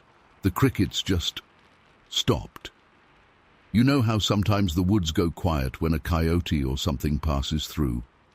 It was like that, but different. The silence felt heavier somehow. I've spent enough time outdoors to know when something's off, and every instinct was telling me something wasn't right. That's when I heard it, movement in the brush about 30 yards behind me, up the bank. Not like a deer or even a bear, and I've encountered both plenty of times. This was heavy, deliberate, the sound of branches breaking under significant weight. My first thought was maybe some drunk teenagers, but this area is pretty far from any parking spots, and you'd need to know where you're going to find it. The movement got closer, and I could hear whatever it was breathing, deep, heavy breaths, not panting like a dog or bear, but these long, controlled breaths. My heart was pounding so hard I could feel it in my throat. I reached for my flashlight, one of those powerful LED ones that can light up half a football field. I almost wish I hadn't turned around. When I swept the beam toward the sound, I caught something that still haunts my dreams. About 20 yards up the bank, standing between 2 large oak trees, was this figure, tall. God, it was tall. I'm 6'2", and this thing had at least 3 feet on me. But it wasn't just the height. It was the mass. The beam caught its eyes first. They reflected the light like a cat's eyes do, but they were set way too high off the ground. They were this awful yellowish-orange color. The light only illuminated it for a split second before it shifted behind one of the trees, but that was enough. Its body was covered in dark, matted fur. Not like a bear's fur. This was longer, more human-like in its distribution. The face. Jesus, the face. It was flat, almost human-like, but wrong. The proportions were all wrong. The jaw was too wide, too heavy. But the worst part was how it moved. It wasn't clumsy or animal-like. It moved with purpose, with intelligence. When it realized I had spotted it, it didn't run away like an animal would. It deliberately stepped behind that tree, but kept watching me. I could still see one of those glowing eyes peering around the trunk. That's when it made the sound. I've heard all sorts of animals in these woods.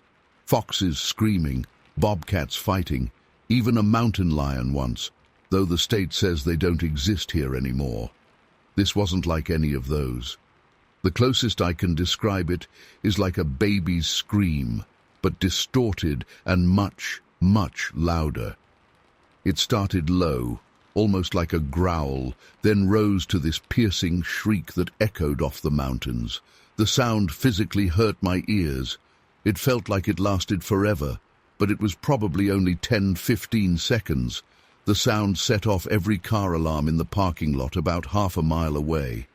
I could hear them all going off one after another, like dominoes. Then other screams started answering from different directions in the woods. At least 3 or 4 distinct voices, all doing that same horrible sound. They were communicating. I'd love to say I acted brave or tried to stand my ground, but that would be a lie. Pure survival instinct kicked in. I dropped everything, my rods, my tackle box, everything except my flashlight. I ran faster than I've ever run in my life. I could hear movement in the woods parallel to me as I sprinted up the trail. Whatever these things were, they were keeping pace with me easily, staying just out of sight in the tree line. The quarter-mile back to my truck felt like a marathon. I kept hearing those heavy footsteps and breaking branches on both sides of me, but I didn't dare look. I just kept my flashlight beam on the trail and ran. When I finally reached my truck, my hands were shaking so bad I could barely get the key in the door. As I was fumbling with my keys, something large moved in the woods right across from my truck. The brush parted, and I saw another one. This one was closer than the first, maybe 30 feet away. It was massive, easily 8 to 9 feet tall. It just stood there, watching me. I could see its chest moving with those deep breaths. Then it raised one hand, and I'll never forget this. It had these long fingers, too long for any normal animal, and it pressed one finger to where its mouth would be, like it was shushing me. I finally got the door open and practically dove inside, starting the engine and throwing it in reverse before my door was even fully closed. As I was backing up, my headlights swept across the tree line. I counted at least 4 distinct figures standing among the trees. They were all different heights, but similarly built. They just watched as I left, not moving, not making a sound. I drove straight home, doing 80 on back roads. Didn't sleep at all that night, or the next few nights, really. I went back the next day to get my equipment, in broad daylight, and I brought 2 friends with me. Everything was exactly where I'd left it, but there was something else. All around my fishing spot, there were footprints, massive footprints, some nearly 20 inches long. They were deep too, suggesting whatever made them was incredibly heavy. What really gets me, what keeps me up some nights even now, is the deliberateness of it all. These weren't just animals acting on instinct. The way they coordinated, the way they moved to flank me as I ran, the way that one gestured at me. There was intelligence behind their actions. They could have easily caught me if they wanted to. They were keeping pace with me effortlessly, but they didn't. It felt more like they were sending a message. I still fish, but never alone anymore, and never at night. I've told this story to a few close friends over the years, and most of them think I'm crazy or was seeing things in the dark. Maybe they're right. Maybe my mind was playing tricks on me. But I know what I saw, I know what I heard, and I know that whatever's out there in the woods around Wilbraham Reservoir, it's not anything that science can explain. Sometimes when I'm lying in bed at night, I still hear that scream in my head, that horrible baby-like scream, and I wonder if somewhere out there in those woods, they remember me too. I've never gone public with this story before because, honestly, who would believe it? But I know there are others out there who've seen similar things in these woods. The local papers occasionally run stories about strange sounds or massive footprints, but they always play it off as pranks or misidentified bears. If you've seen something similar around Wilbraham, or anywhere really, I'd love to hear about it. Maybe together we can start making sense of what's really out there. What bothers me most now, looking back, isn't just what I saw. It's the fact that these things have probably been there all along, watching us, staying hidden. How many times had I fished that spot at night, thinking I was alone, when really something was watching me from the darkness? How many other people have they watched, without ever revealing themselves? I don't know why they chose to show themselves to me that night. Maybe it was a warning. Maybe it was just time.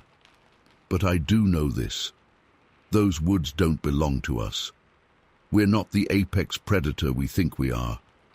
There's something else out there, something intelligent, something that's been here longer than us. And sometimes, if you're unlucky enough, they decide to remind us of that fact. Story 14. It was November 1996, and my buddy Mike and I were out hunting in this massive stretch of private land, about 8,000 acres of dense Oklahoma forest. We'd gotten permission from the landowner, who was an old friend of Mike's dad. The place was perfect for deer hunting, with lots of elevation changes and thick woods. I'd been hunting since I was a kid, but nothing could have prepared me for what I saw that day. We got there before sunrise, around 5:30 a.m. The air was crisp, maybe around 40 degrees, and there was this light fog hanging between the trees. We'd planned to split up to cover more ground. I took the elevated position on this ridge that gave me a good view of the valley below, while Mike headed down to set up near a creek where we'd seen deer tracks the previous season.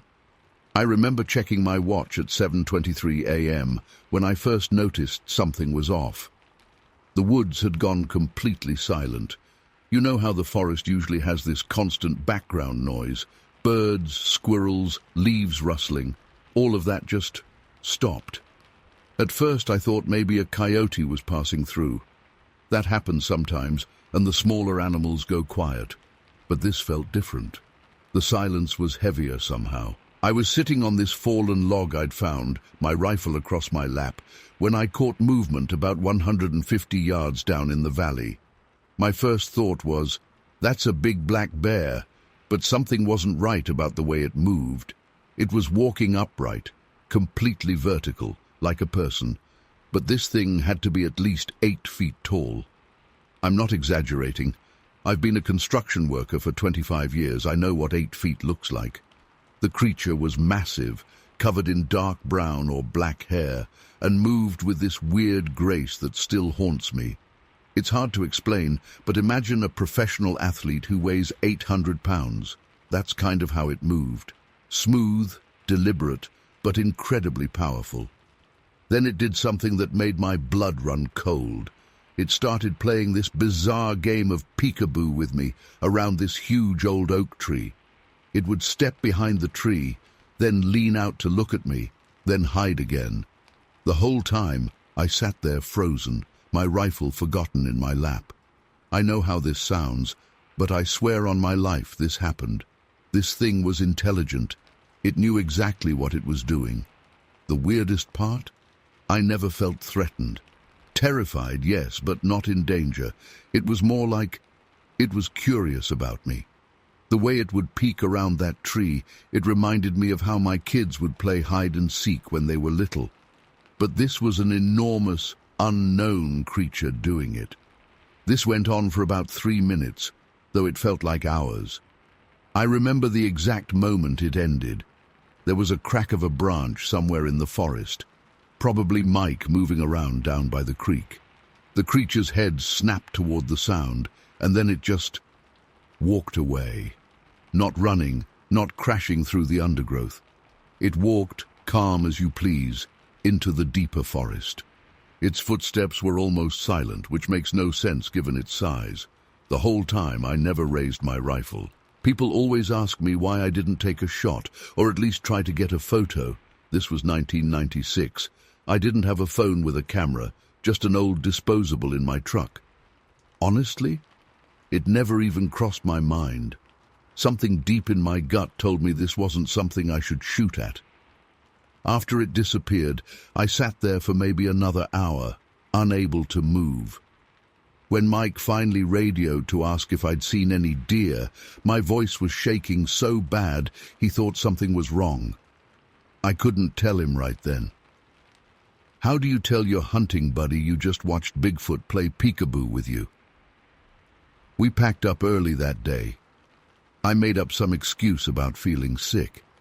It was months before I told Mike what really happened, and years before I told anyone else. Most people either think I'm crazy or making it up. Maybe that's why I've waited so long to write about it. Here's the thing that still gets me all these years later. That creature knew exactly what it was doing. The way it moved, the way it watched me, the way it played that little game. There was intelligence there, real intelligence. And sometimes late at night when I can't sleep, I wonder if it tells stories about the strange human it encountered that day. I've been back to those woods many times since then, but I've never seen anything like that again. The landowner passed away a few years ago, and the property was sold to some developer. I drive by sometimes and look up at that ridge. The old oak tree is still there, but the woods feel different now, empty somehow. I know how this story sounds. If someone told it to me, I'd probably think they were full of it. But this happened. Every detail is exactly as I remember it, and I remember it like it was yesterday. I've spent nearly 3 decades trying to convince myself it was a bear, or a guy in a suit, or that maybe I fell asleep and dreamed the whole thing. But I know what I saw. To this day, I still get goosebumps when I hear branches crack in the woods, and I never go hunting alone anymore. Not because I'm afraid of seeing it again. Honestly, part of me wishes I would. It's more that the encounter changed something in me. When you see something that's not supposed to exist, it makes you question everything else you think you know about the world. I don't expect anyone to believe me. I'm not trying to convince anyone or prove anything. I just needed to finally get this story out. Maybe someone else out there has seen something similar and has been afraid to talk about it. All I know is that on that cold November morning in 1996, in a forest in Smithville, Oklahoma, I saw something that defied everything I thought I knew about reality. And it played peekaboo with me. If you're ever in those woods, and everything goes quiet, and you get that feeling of being watched, look around. You might just catch a glimpse of something that'll change your life forever. Just don't expect anyone to believe you when you tell them about it. Story 15. We'd owned that cottage for almost 15 years.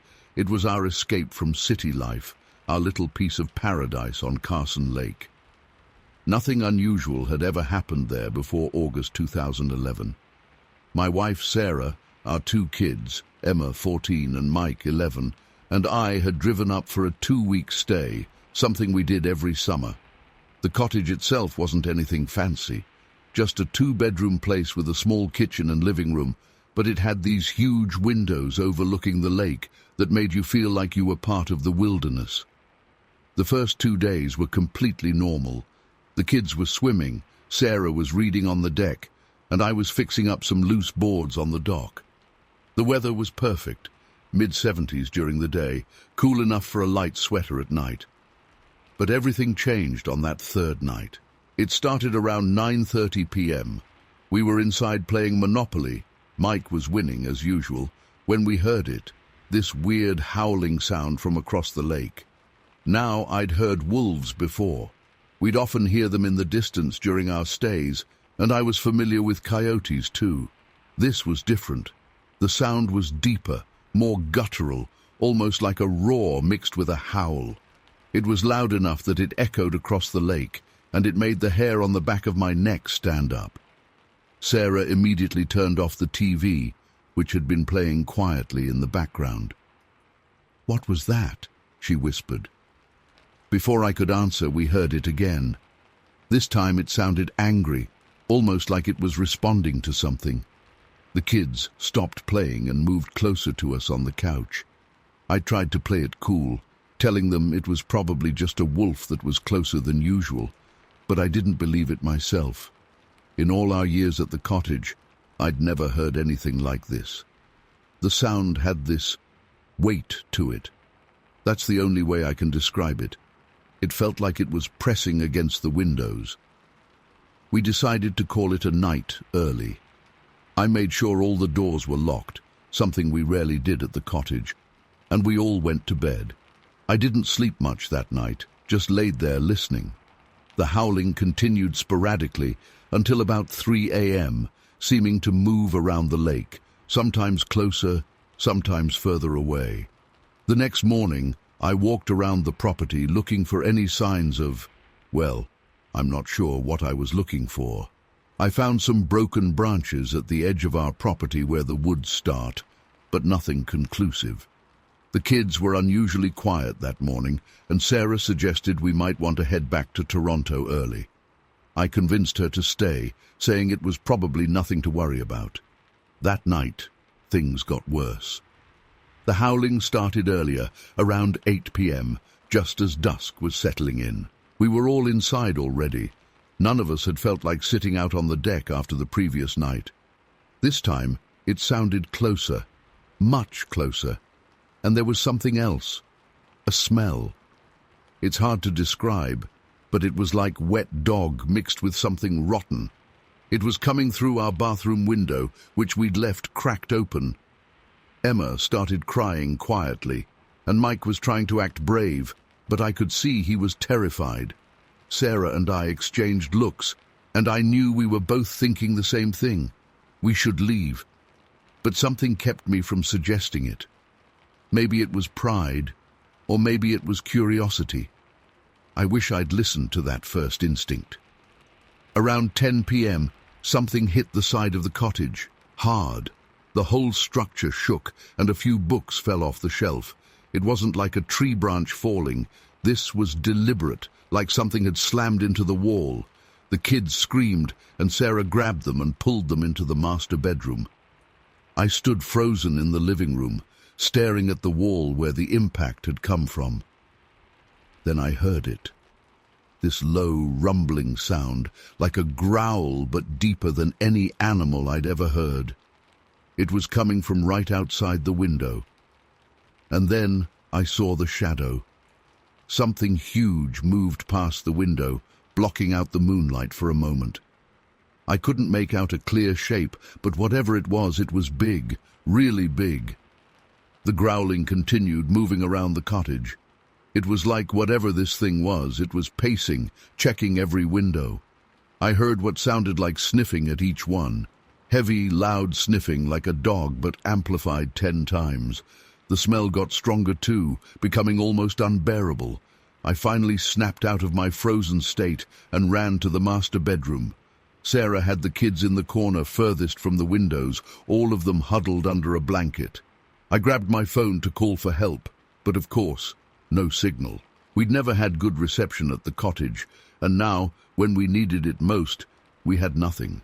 The thing outside started making these weird sounds. Not quite words, but not animal sounds either. The best way I can describe it is like someone trying to talk with a mouthful of marbles, all guttural and garbled. It was hitting the cottage again, not as hard as the first time, but enough to make everything rattle. It was like it was testing the structure, looking for weak points. This went on for what felt like hours. We could hear it moving around outside, sometimes right up against the walls, sometimes a bit further away in the trees. The kids had finally fallen into an exhausted sleep, but Sarah and I stayed awake, holding each other and listening to every sound. Around 3 a.m., something changed. There was this loud crash from the direction of the dock, like something heavy had knocked over our canoe. Then we heard splashing in the lake, followed by that same horrible howling, but this time it was moving away, across the water. We stayed in that bedroom until well after sunrise. When I finally got the courage to look outside, I found our canoe smashed to pieces, not just tipped over, literally broken in half. There were these massive indentations in the ground around the cottage, like huge footprints, but they were partially crushed into the dirt and impossible to make out clearly. The weird thing was, they seemed to lead right into the lake. We packed up and left within an hour. I didn't even properly lock up the cottage. We just threw our essential stuff in the car and got out of there. The drive back to Toronto was completely silent. What could we even say? I went back the next weekend by myself to properly close up the cottage. Everything was normal. No sounds, no smells, no signs of whatever had been there. I checked with the neighbors who were there that week, but they said they hadn't heard anything unusual. I even called the local conservation authority, but they just said it was probably a bear, even though I've encountered bears before and this was nothing like that. We sold the cottage the following year. We told ourselves it was because the kids were getting older and we were too busy for regular trips up north, but we all knew the real reason. Sometimes I look up incidents around Madawaska Valley, searching for similar stories, but I've never found anything quite like what we experienced. I still don't know what it was that night. I've read about Bigfoot encounters, and some details seem similar, the sounds, the smell, the size. But I never saw it clearly, and part of me is glad I didn't. The not knowing is bad enough. The kids never talk about it, but I know they remember. Emma won't go camping anymore, and Mike, now in college, gets weird whenever someone mentions cottages or lakes. The thing that stays with me the most isn't the howling or the impacts on the cottage. It's that feeling of being hunted, of being watched by something that shouldn't exist. Something intelligent enough to test our defenses, but wild enough to throw all that power around. Sometimes I wake up at night thinking I can smell that same rotten odor, and I have to check all the windows and doors before I can go back to sleep. I know how this all sounds.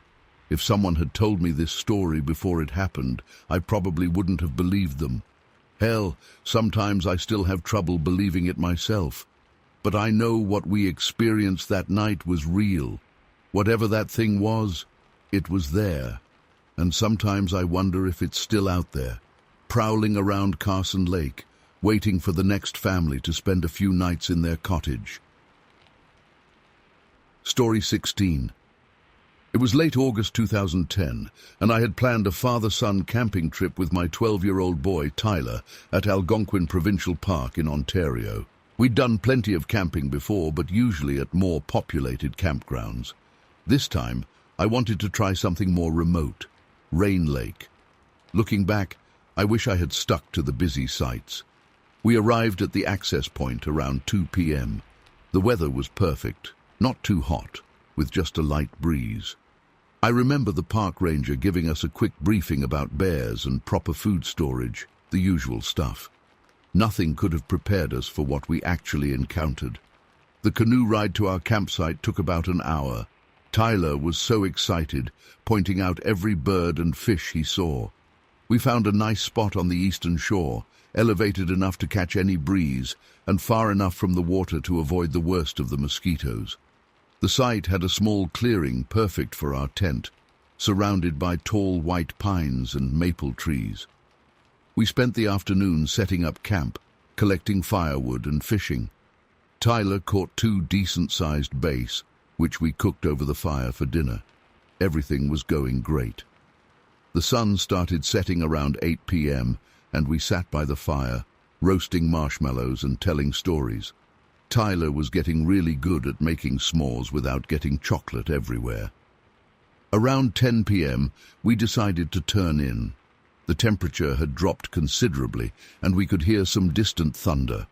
I made sure our food was properly stored in the bear barrel about 200 feet from our tent, and we settled into our sleeping bags. Tyler fell asleep almost immediately, but I stayed awake reading my book with a headlamp for a while. That's when things started getting weird.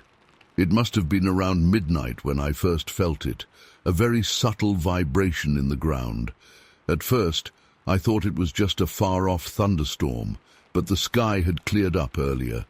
The vibration was rhythmic, almost like footsteps, but much heavier than anything I'd ever felt before.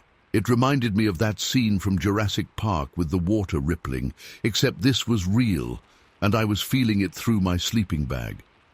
I turned off my headlamp and stayed completely still, listening. The vibrations were getting stronger, and now I could hear something else, branches breaking in the forest around us, but not like when a deer or moose moves through. These were big branches, snapping like twigs. Tyler was still sound asleep next to me, and I didn't want to wake him if it was nothing. But then I heard it, a deep, resonant sound that I can only describe as a mix between a grunt and an exhale, but much deeper than any animal I've ever heard. It seemed to come from just beyond the tree line, maybe 50 feet from our tent. My heart was pounding so hard I could hear it in my ears. I've encountered bears before while camping, but this felt completely different. The footsteps, if that's what they were too heavy, too deliberate. Whatever was out there was big, much bigger than a black bear. I reached for my flashlight but stopped myself. Something in my gut told me that drawing attention to our tent would be a terrible idea. Instead, I carefully reached for my hunting knife that I keep in my bag for emergencies. The whole time, those heavy footsteps were moving around our campsite, circling but never coming too close to the tent. Then it happened. A massive crack that sounded like a gunshot echoed through the clearing. Tyler jerked awake, and I quickly put my hand over his mouth before he could make a sound. His eyes were wide with fear in the darkness. I could feel him trembling. "Dad?" he whispered, barely audible. "Shh," I breathed back, as quietly as possible. "Don't move." The footsteps had stopped after the crack, and the silence that followed was deafening. We could hear heavy breathing from something large, much closer to our tent now. The air felt different, heavier, with a strange, musky odor I'd never encountered before. It wasn't the typical skunk or bear smell you get in the woods. This was something else entirely. We sat there, frozen in our sleeping bags, for what felt like hours, but was probably only 15-20 minutes. Eventually, the footsteps started again, but this time moving away from our tent, heading deeper into the forest. The vibrations gradually decreased until we couldn't feel them anymore. Neither of us slept for the rest of the night. We just sat there, clutching each other, listening to every sound in the darkness. Tyler was trying so hard to be brave, but I could feel him shaking. Truth is, I was just as terrified. As soon as the first light of dawn started to appear, we cautiously unzipped the tent. What we saw made my blood run cold. About 30 feet from our tent was a maple tree, or what was left of it. The tree, which was easily 8 inches in diameter, had been snapped about 2 feet above the ground. Not cut, not chewed by a beaver, snapped clean through. The wood was still fresh, with sap oozing from the break. The top of the tree was lying on the ground, leaves still green and intact. But that wasn't the worst part. Around our campsite, we found massive depressions in the soil, footprints if you could call them that. They were roughly rectangular, much larger than my size 11 boots, and deep, like whatever made them was incredibly heavy. They formed a rough circle around our tent, confirming what I'd felt during the night. Something had been stalking us. The bare barrel with our food was untouched, still securely strapped to its tree. Whatever had been out there wasn't interested in our food. We packed up camp in record time, barely speaking. The morning was beautiful, sunny and calm, but it felt wrong somehow, like we were being watched. The canoe ride back to the access point was tense. Tyler kept looking back over his shoulder, and I paddled harder than I ever had before. When we got back to the ranger station, I debated whether to report what happened. What would I say? That something impossibly strong broke a tree and walked around our tent all night? That we found footprints that shouldn't exist? In the end, I just signed out and drove home. Tyler and I talked about it on the drive back, trying to make sense of what happened. He was scared, but also fascinated, asking questions I couldn't answer. What was it? Why didn't it attack us? Why did it break the tree? I had no answers then, and I still don't now. We've been camping since then, but never back to Rain Lake, and never anywhere that remote. Tyler's in college now, studying biology, and sometimes he brings up that night, trying to explain it rationally. But we both know that whatever was out there that night defied rational explanation. I've spent countless hours researching similar encounters, reading about unexplained phenomena in Algonquin Park, but nothing quite matches what we experienced. The tree breaking, the footsteps, that deep breathing, it all feels like something out of a nightmare, except I have a grown son who was there and remembers it just as vividly as I do. I'm sharing this now because I need to know if anyone else has experienced something similar in that area. For years I've told myself it was just a bear or a moose or some other explainable creature. But deep down, I know it wasn't. Whatever was stalking our camp that night was something else entirely, something that shouldn't exist in our rational modern world. The strange thing is, I'm not even sure what I'm more afraid of. The possibility that what we encountered was real, or the idea that there's something out there in our forests that we can't explain. Either way, that night changed how I view the wilderness. It's still beautiful, still worth exploring, but now I know it holds secrets that are better left undisturbed. Some nights, when I'm lying in bed and hear the wind in the trees outside, I'm transported back to that tent in Rain Lake. I feel those vibrations in the ground, smell that strange musky odor, and hear that deep, resonant breathing. And I wonder if somewhere out there, in the remote corners of Algonquin Park, that creature is still roaming, breaking trees like twigs, leaving its massive footprints for someone else to find. If you're planning a camping trip to Rain Lake, stick to the populated areas. Some parts of the wilderness should remain unexplored, some questions left unanswered. I learned that the hard way on that August night in 2010, and I'm still trying to forget the sound of those footsteps circling our tent in the darkness. Story 17.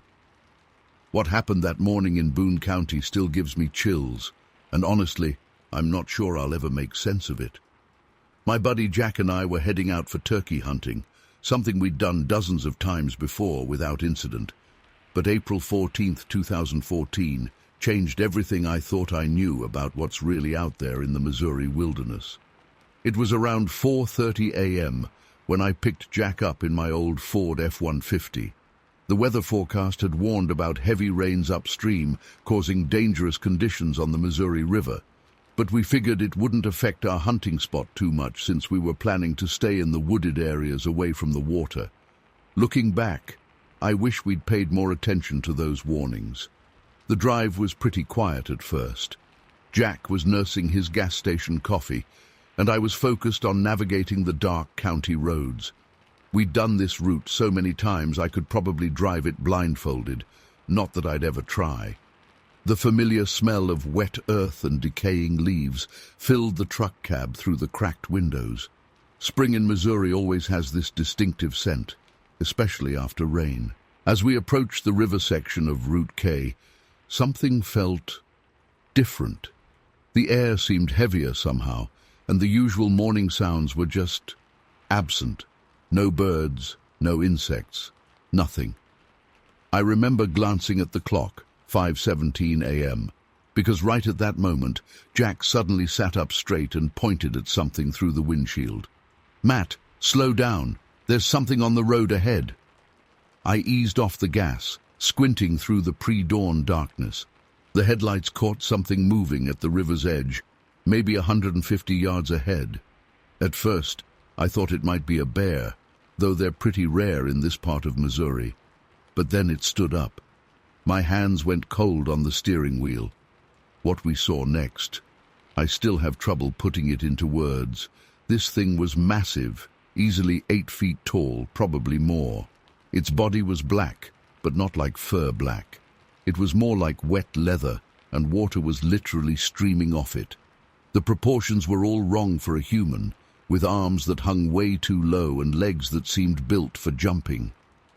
Jack started fumbling for his phone to record it, but his hands were shaking so bad he dropped it between the seats. I slowed the truck to almost a crawl, not wanting to get any closer, but also somehow unable to stop completely. That's when it turned and looked directly at us. The headlights caught its face for just a second, but that image is burned into my memory forever. It had deep-set eyes that reflected the light like a cat's, but much larger. Its head was shaped almost like a cross between a gorilla and something more human, but definitely not fully either. The nose was flat and wide, and its jaw was massive. What happened next still doesn't seem possible. The creature, and I know how crazy this sounds, literally leaped from the riverbank onto the road in a single bound. We're talking about a distance of at least 30 feet, probably more. It landed with this weird grace that something that size shouldn't have. The impact actually made the ground shake enough that I felt it through the truck. I slammed on the brakes, and we skidded slightly on the damp road. We were now maybe 50 feet from this thing. It was just standing there, water still running off its body, creating this small puddle on the asphalt.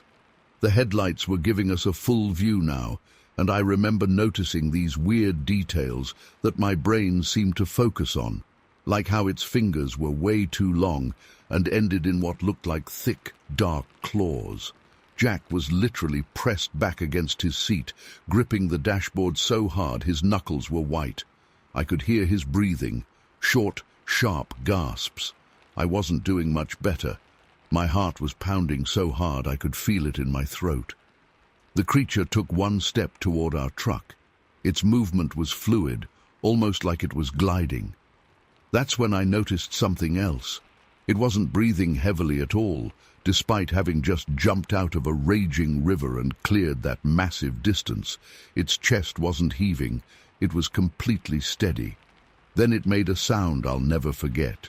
It wasn't a roar or a growl. It was more like a deep, resonating hum that seemed to vibrate through the entire truck.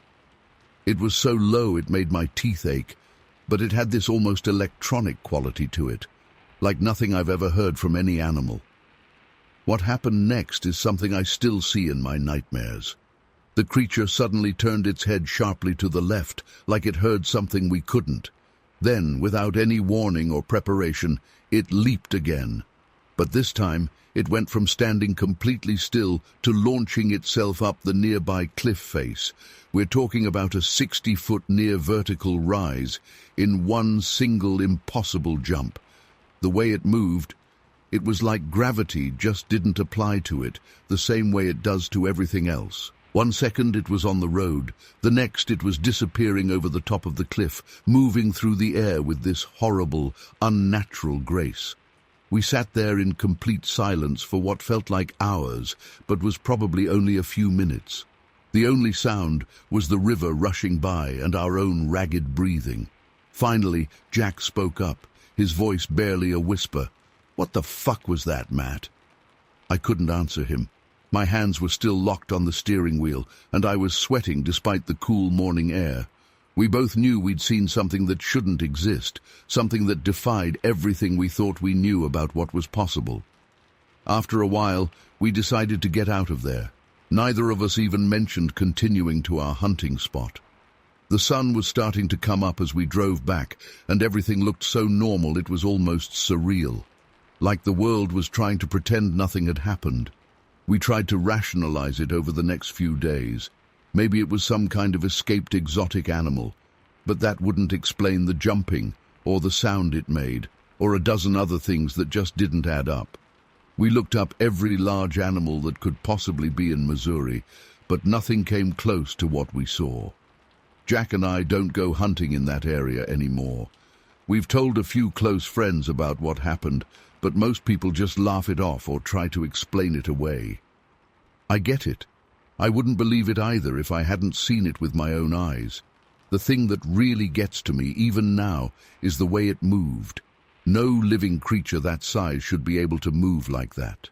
And that sound, sometimes I still wake up in the middle of the night thinking I can hear that deep, vibrating hum. I've spent countless hours researching similar sightings in the area, trying to find anyone else who might have seen something similar. There are a few reports of strange creatures around the Missouri River, but nothing quite matches what we saw. The closest are some old Native American legends about river spirits, but even those don't quite capture the sheer wrongness of what we encountered. The weirdest part? The next day we drove back out there in broad daylight. We found some deep impressions in the mud by the river where it came out, and there was a small pool of water on the road where it had stood. But when we looked at the cliff face, it had jumped up. There wasn't a single mark or sign of its passage. It was like it had never touched the rock at all. I still drive past that spot sometimes, always during the day, always with a knot in my stomach. The river looks so normal now, just flowing along like it hasn't been hiding something impossible in its depths.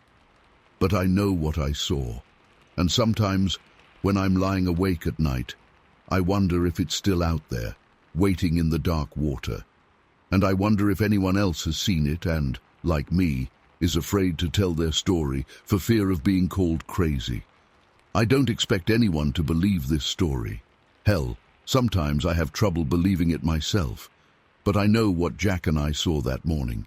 And I know that there are things out there that science can't explain, things that shouldn't exist but do. I just hope I never encounter whatever it was again. One last thing. The river levels were unusually high that spring, and there had been reports of strange noises in the area for weeks before our encounter. I don't know if there's a connection, but I can't help wondering if the flooding somehow brought it closer to the surface, or if it was forced out of its usual hunting grounds. These days, whenever I hear about flooding on the Missouri River, I can't help but wonder if someone else might be about to have their own encounter with whatever it is that lives in those dark waters. Story 18. I still get goosebumps every time I think about what happened that night at our cabin in Nashville, Indiana. My wife Sarah and I had moved there about 6 months ago. We both work remotely and wanted to get away from city life. Plus, our two Akitas, Kuma and Yuki, needed more space to run around. They're big dogs, incredibly territorial and protective. We'd seen them chase off black bears multiple times without hesitation. That's why their behavior that night still haunts me. It was early November, and we'd had steady rain for the past few days, the kind that soaks everything and creates that heavy, damp feeling in the air. We were settling in for the night around 10 p.m. I was in the living room reading while Sarah was taking a shower upstairs. Kuma and Yuki were sprawled out on their beds near the fireplace, totally relaxed, which was normal for that time of night. Then everything changed in an instant. Both dogs' heads suddenly snapped up, ears forward, completely alert. But instead of their usual aggressive barking and rushing to the windows like they did with bears or coyotes, they just froze. Their fur stood straight up, and they started making this low whining sound I'd never heard before. It wasn't just fear, it was pure terror. That's when I heard it. A deep, heavy breathing coming from our wraparound porch. Not like an animal panting, but slow, deliberate breaths. like someone trying to breathe quietly but couldn't quite manage it because they were too big. The sound seemed to be moving along the porch, passing by each window. I remember my heart pounding so hard I could feel it in my throat. The dogs had moved behind my legs, pressing against me, trembling. These were 100-pound Akitas, bred for hunting bears, and they were cowering like puppies. I grabbed the baseball bat we keep near the door. We're pretty isolated out here, so we're always prepared. But I couldn't make myself move to look out the windows. The breathing stopped at our front door. There was this moment of absolute silence that felt like it lasted forever. Then we heard it. This weird scraping sound against the door, not like scratching, more like something was running their fingers across it, testing it. Sarah called down from upstairs, asking if everything was okay. I wanted to answer her, but I was terrified that making any noise would somehow make things worse. The dogs were now trying to back away, pulling at my pants legs like they wanted me to move away from the door too. That's when we heard the steps moving away. Heavy, slow steps that made the wooden porch creak in a way it never had before, even when we'd had multiple people over. Each step was accompanied by this weird, wet sound, like someone walking with soaking wet shoes. After what felt like hours, but was probably only minutes, the steps and breathing faded away. The dogs were still terrified, but their fur was starting to settle. I finally worked up the courage to turn on the porch lights and look outside through the windows. There were footprints on the porch. Not bear prints, not human prints, something in between. They were huge, easily twice the size of my boot prints, and they had this weird pattern to them that made them look almost like someone had walked around in massive, soaking, wet, fuzzy slippers. The weird thing was, they seemed to just stop at the edge of the porch. Not like whatever made them jumped off. They just ended. Sarah came downstairs, and we spent the rest of the night huddled in the living room with the dogs, every light in the house on. The dogs wouldn't leave our sides, and they kept staring at the windows and door, occasionally letting out those terrified whimpers. The next morning, I took photos of the footprints before the sun dried them up. I've shown them to local hunters, park rangers, even a cryptozoologist who was passing through the area. No one can explain them. The rangers suggested it might have been a bear walking on its hind legs, but I've seen bears. Bears don't breathe like that. Bears don't make our Akitas, who face down black bears without flinching, cower in terror. We still live in the cabin, but we've installed more security lights and cameras. The dogs won't go out at night anymore. We had to set up an indoor area for them. Sometimes, on rainy nights, they still get that look, and their fur stands up. But we haven't had another visit. I've spent countless hours researching similar encounters in the area, trying to make sense of what happened. There are stories, of course. Locals talk about strange things in the woods, especially around Brown County State Park. But nothing quite matches what we experienced. The thing that gets me the most, that keeps me up some nights, isn't just what happened. It's the feeling I had, this overwhelming sense that whatever was on our porch that night was intelligent. Not animal intelligent, but something else, something that was deliberately trying to be quiet, testing our door, maybe even studying us. And those footprints, I've tried to recreate them, even tried walking in wet shoes and boots of different sizes. Nothing comes close to that weird fuzzy slipper pattern. Sarah suggested we move after it happened, but something keeps us here. Maybe it's stubbornness, or maybe it's the need to know if it'll come back, to understand what it was. The dogs seem to have accepted whatever new reality they glimpsed that night, but they're different now, more watchful, more cautious, like they know something we don't. I don't expect anyone to believe this story. I'm not sure I would if someone else told it to me. But I know what I heard and saw that night. I know how our dogs reacted. And I know that something was on our porch. Something that shouldn't exist. Something that left traces but no explanations. Sometimes, when it rains at night, and the wind moves through the trees just right. I hear something that sounds like those heavy, deliberate breaths. And every time, without fail, our dogs get that same look in their eyes.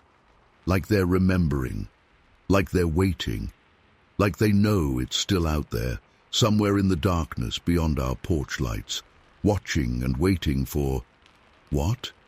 That's the question that keeps me up at night. Story 19. I work as a wine distributor, and part of my job involves visiting various vineyards in North Carolina to source local wines for our portfolio. That day in late October started like any other. I was driving down these back roads I knew like the back of my hand, heading to check out a small family vineyard that was just starting to make waves in the local wine scene. The weather was unusually cold for October in NC. There was this heavy fog that morning that just wouldn't lift, making everything look kind of eerie. I remember checking my phone's weather app. It was around 48 degrees, which explained why I could see my breath in the car even with the heater running. I was about 15 minutes away from the vineyard when I first noticed something odd in one of the fields I was passing. You have to understand, in this area, seeing wildlife isn't unusual. We get deer, black bears occasionally, even the odd moose that wanders down from Virginia. But this was different. At first glance through the fog, I thought it was a black bear sitting in the middle of this grape field. The vines were all bare since harvest season was over, so visibility was pretty good despite the fog. I slowed down my truck, a 2008 Ford F-150 that's seen better days, to get a better look. The thing that caught my attention was how still it was sitting. Bears usually move around, sniff things, but this thing was just sitting there, completely motionless. I pulled over to the shoulder of the road, keeping my engine running. Looking back, thank God I did. The field was maybe 50 yards from the road, and there was this broken-down wooden fence separating the property from the highway. I grabbed my phone to take a picture, because honestly, who's going to believe this story without proof? But my hands were shaking so bad from the cold that when I finally got the camera app open, the thing had started to move. That's when everything I thought I knew about what I was looking at went straight out the window. This creature, and I don't know what else to call it, stood up on two legs. Just stood up, smoothly, like a person would. But this was no person. The height alone. I'm 6'2", and this thing would have towered over me by at least 2 to 3 feet. The shoulders were impossibly broad, like a linebacker times 2. The color is what really throws me off when I think back. Everyone always talks about Bigfoot being this dark brown or black color, right? This thing was more like the color of an elk, this kind of tawny brown-gray that almost blended with the dead grapevines. The fur or hair or whatever it was seemed to move with the wind, but it wasn't shaggy like you see in those famous Bigfoot pictures. It just stood there for what felt like forever, but was probably only 30 seconds or so. Then it turned its head toward my truck. I couldn't make out any facial features clearly through the fog, but I could feel it looking at me. You know that feeling when you're being watched? Multiply that by about 1,000. My hands were gripping the steering wheel so tight my knuckles were white. I couldn't move. I couldn't even blink. Then it started walking, not running, not charging, just walking, toward the tree line at the edge of the field. But the way it walked, that's what keeps me up at night sometimes. It was so fluid, so natural. Not like a guy in a costume, not like an ape, but not quite like a human either. Each step was deliberate, powerful. Its arms didn't swing wildly like you see in those fake Bigfoot videos. They moved naturally, like yours or mine would.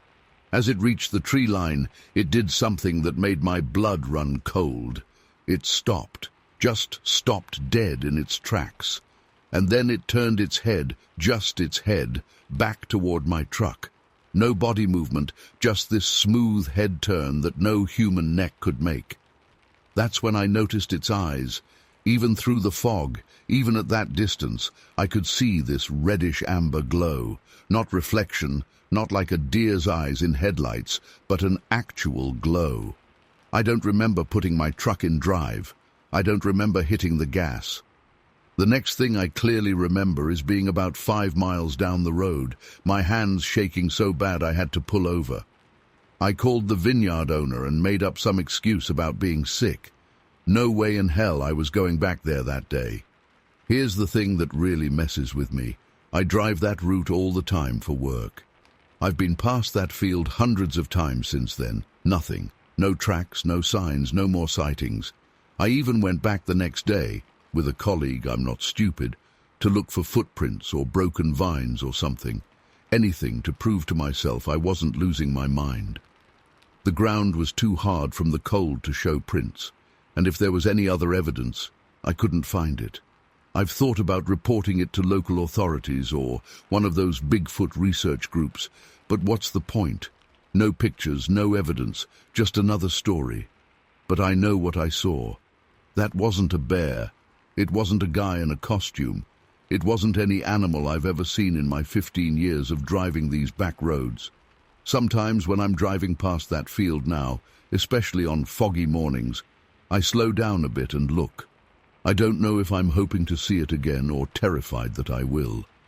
The locals talk about missing pets in the area, weird noises at night, but nothing concrete. Just stories. Maybe that's all they are. Stories. But I know what I saw that morning, and I know that somewhere out in those woods, something is watching. Something that shouldn't exist, but does. I still do that route for work, still deliver to that vineyard, but I never stop at that field anymore, and I never do deliveries in the early morning when it's foggy. Some things you only need to see once to know they're real, and some mysteries are better left alone. Whatever that thing was, it was there for a reason, and I'm not interested in finding out why. The wine industry in Wilson Mills is still going strong. That little vineyard I was supposed to visit that day, they're doing great now, winning awards and everything. Life goes on like nothing happened, but I know better. And every time I drive past that field, every time the fog rolls in thick over those grapevines, I remember. Some things you can't explain away, no matter how hard you try. I don't expect anyone to believe me. Hell, some days I'm not sure I believe it myself. But I know what I saw that morning in Wilson Mills, and I know that somewhere out there, in those quiet fields and dark woods of North Carolina, something is walking around that shouldn't exist. Something that looks at you with glowing eyes and moves like nothing else on earth. And maybe that's why I'm finally sharing this. Not to convince anyone, but because keeping it bottled up for 12 years has been harder than facing the possibility that people might think I'm crazy. One last thing. I've never told this to anyone before, but sometimes, on really quiet nights when I'm driving that route at dusk, I swear I can hear something. Not quite a howl, not quite a scream, but something in between.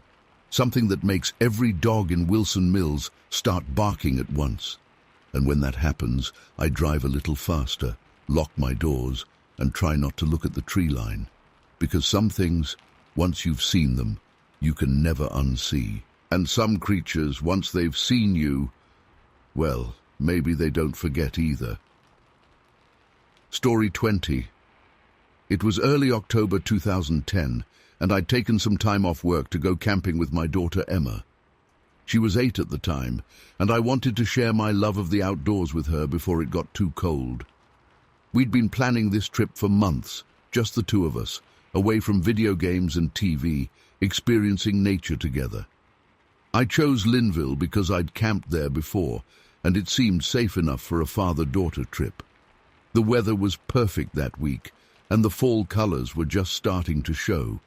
We set up our campsite about 1.5 miles from the nearest parking area, far enough to feel properly immersed in nature, but not so remote that we couldn't get help if needed. I'd brought my old, reliable 2-person tent, sleeping bags rated for the cool autumn nights, and enough supplies to last us 5 days. Emma was so excited about sleeping in a tent and making s'mores that she could hardly contain herself. The first day went great. We hiked some easy trails, identified different types of trees. Emma was getting pretty good at spotting maple leaves, and I taught her how to safely build a campfire. That night, we sat around the fire telling stories and looking at the stars. It was exactly the kind of father-daughter bonding I'd hoped for. But everything changed during our second night there. I woke up suddenly around 2 a.m., and I mean bolt upright, instantly alert kind of waking up. You know that feeling when your body somehow knows something isn't right before your brain catches up. That's exactly what it was like. The inside of the tent was pitch black, but I could tell something had pulled me from sleep. Then I heard it. At first, it was just a single sharp cry coming from somewhere in the woods to our right. It wasn't quite a scream, but it wasn't like any animal call I'd ever heard before either. It was this weird mix between a whoop and a howl, but with an almost human quality to it that made my skin crawl. I've heard coyotes, wolves, and bears before. This wasn't anything like those. I sat there in the darkness, straining my ears and trying to convince myself it was just some weird echo, or maybe a fox. But then another cry answered from a completely different direction, maybe 200 yards to our left. This one had the same unsettling quality, but a different pattern, 2 shorter calls in quick succession. Before I could even process that, a third set of calls came from behind our campsite, further up the slope. They started calling back and forth to each other in this bizarre pattern. The one on the right would make its single cry, then the one on the left would answer with its double call, and the one behind us would respond with what sounded like a mix of both. It was like they were coordinating, using some kind of call and response system. I reached for my flashlight with trembling hands, trying not to wake Emma. She was sound asleep in her frozen sleeping bag next to me, and I wanted to keep it that way. The sounds continued for what felt like forever, but was probably about 15 minutes. I sat there paralyzed, listening to these things communicate with each other, realizing with growing horror that they were moving. With each set of calls, they seemed to be getting slightly closer to our campsite. The logical part of my brain was throwing out explanations, other campers playing pranks, weird acoustics in the valley, maybe some kind of bird I'd never heard before. But deep down, in that primitive part of our brains that evolved to keep us alive, I knew this was something else. These sounds were too coordinated, too intelligent. I couldn't tell exactly how close they were, because sound carries strangely in the woods at night, but I swear at one point they couldn't have been more than 100 yards away. The worst part was that I could hear movement between the calls, branches snapping, leaves rustling, but not like a deer or bear moving through the brush. These sounds were more deliberate, like something big trying to move quietly. Then, just as suddenly as it started, everything went silent. The normal sounds of the forest, the crickets, the occasional hoot of an owl, had been absent during the whole episode, and they didn't immediately return. It was like the whole woods was holding its breath. I sat awake for the rest of the night, flashlight in one hand and my hunting knife in the other. I kept telling myself I was being ridiculous, that there had to be a rational explanation, but I couldn't shake the feeling that something out there had been hunting us, testing our perimeter. When the sun finally came up, I was exhausted but relieved. I made coffee and tried to act normal as Emma woke up and started talking about what she wanted to do that day. I didn't mention what had happened. I didn't want to scare her, and honestly, in the daylight, it was easier to dismiss the whole thing as my imagination running wild. We spent that day hiking and exploring, but I couldn't fully relax. I kept looking over my shoulder, scanning the tree line for something. I didn't know what. We got back to camp earlier than planned, and I made sure we had a bigger fire than usual that night. I convinced myself it had been a one-time thing, probably just some coyotes or something I'd misinterpreted in the darkness. But then Emma woke me up in the middle of the night, shaking my shoulder with a trembling hand. "Daddy," she whispered, "do you hear that?" My blood ran cold because I did hear it.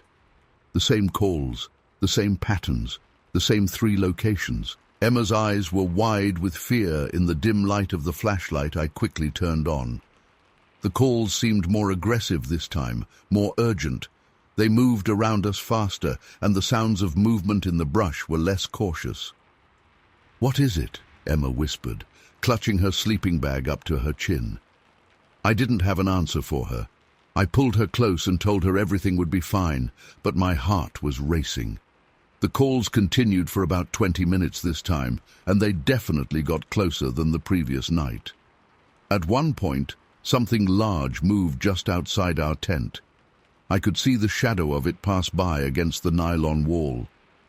Emma buried her face in my chest and started crying silently. I've never felt more helpless as a father than I did in that moment. Whatever was out there, I had no way to protect my daughter from it. We were over a mile from the car, through dark woods, and I knew with absolute certainty that we were being watched. When the sounds finally stopped, Emma was too scared to go back to sleep. We sat up for the rest of the night, talking quietly about school and her friends, anything to keep her mind off what was happening around us. As soon as there was enough light to see by, we packed up camp in record time and practically ran back to the car. I didn't tell anyone about what happened for a long time. Who would believe me? But a few years later, I came across some recordings online of supposed Bigfoot calls from the Sierra Nevada, and my hands started shaking. The patterns, the weird human but not human quality, it was exactly what we'd heard that night. I still go camping sometimes, but never in Linville, and never alone with Emma.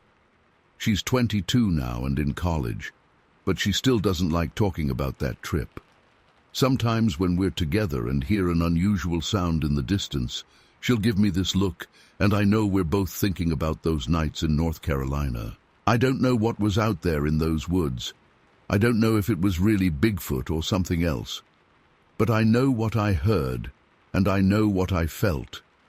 Something intelligent was coordinating and moving around our campsite those nights. Something that wasn't human and wasn't any normal animal. The part that still keeps me up sometimes is wondering, what would have happened if we'd stayed a third night? Story 21. It was just another Thursday evening in October. The fall weather had been perfect lately. Cool, crisp nights with clear skies. I remember being annoyed because my cat, Oscar, had been hiding under my bed for hours. He's usually an outdoor cat, but something had spooked him that afternoon. He wouldn't come out, not even for his favorite treats. Around 7 p.m., I was lying on my stomach with a flashlight, trying to coax him out from under the bed. My bedroom's on the first floor, and I had the window open since it was such a nice night. The moon was incredibly bright. One of those nights where you barely need artificial light to see outside. The stars were crystal clear too, which is pretty typical for our area, away from the city lights. I was getting frustrated because Oscar kept backing away every time I reached for him. That's when I first noticed something was off. The crickets and night creatures just stopped. You know that sudden silence that makes the hair on the back of your neck stand up? It was exactly like that. Even Oscar went completely still under the bed. I remember freezing in place, still halfway under the bed, when a shadow passed over me. At first I thought it was just a cloud moving across the moon, but then I realized the shadow was moving the wrong way. Something was walking past my window. My window's pretty high off the ground, probably about 5 feet up. But whatever this thing was, it was towering over my window frame. I couldn't move. I couldn't breathe. I just lay there, watching this massive silhouette pass by. The way it moved. God, I've never seen anything move like that before.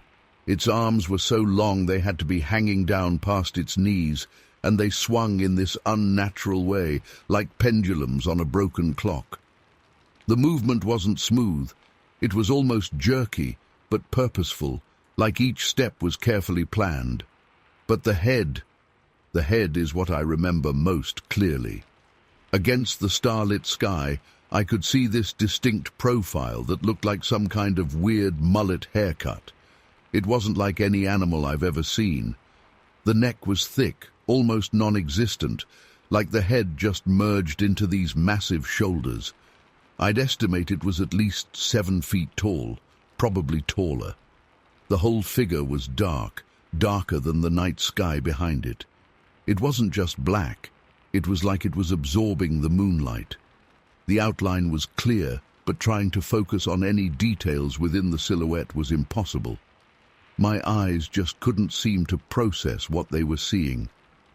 The weird thing is, I wasn't exactly scared at first. I was more paralyzed with confusion.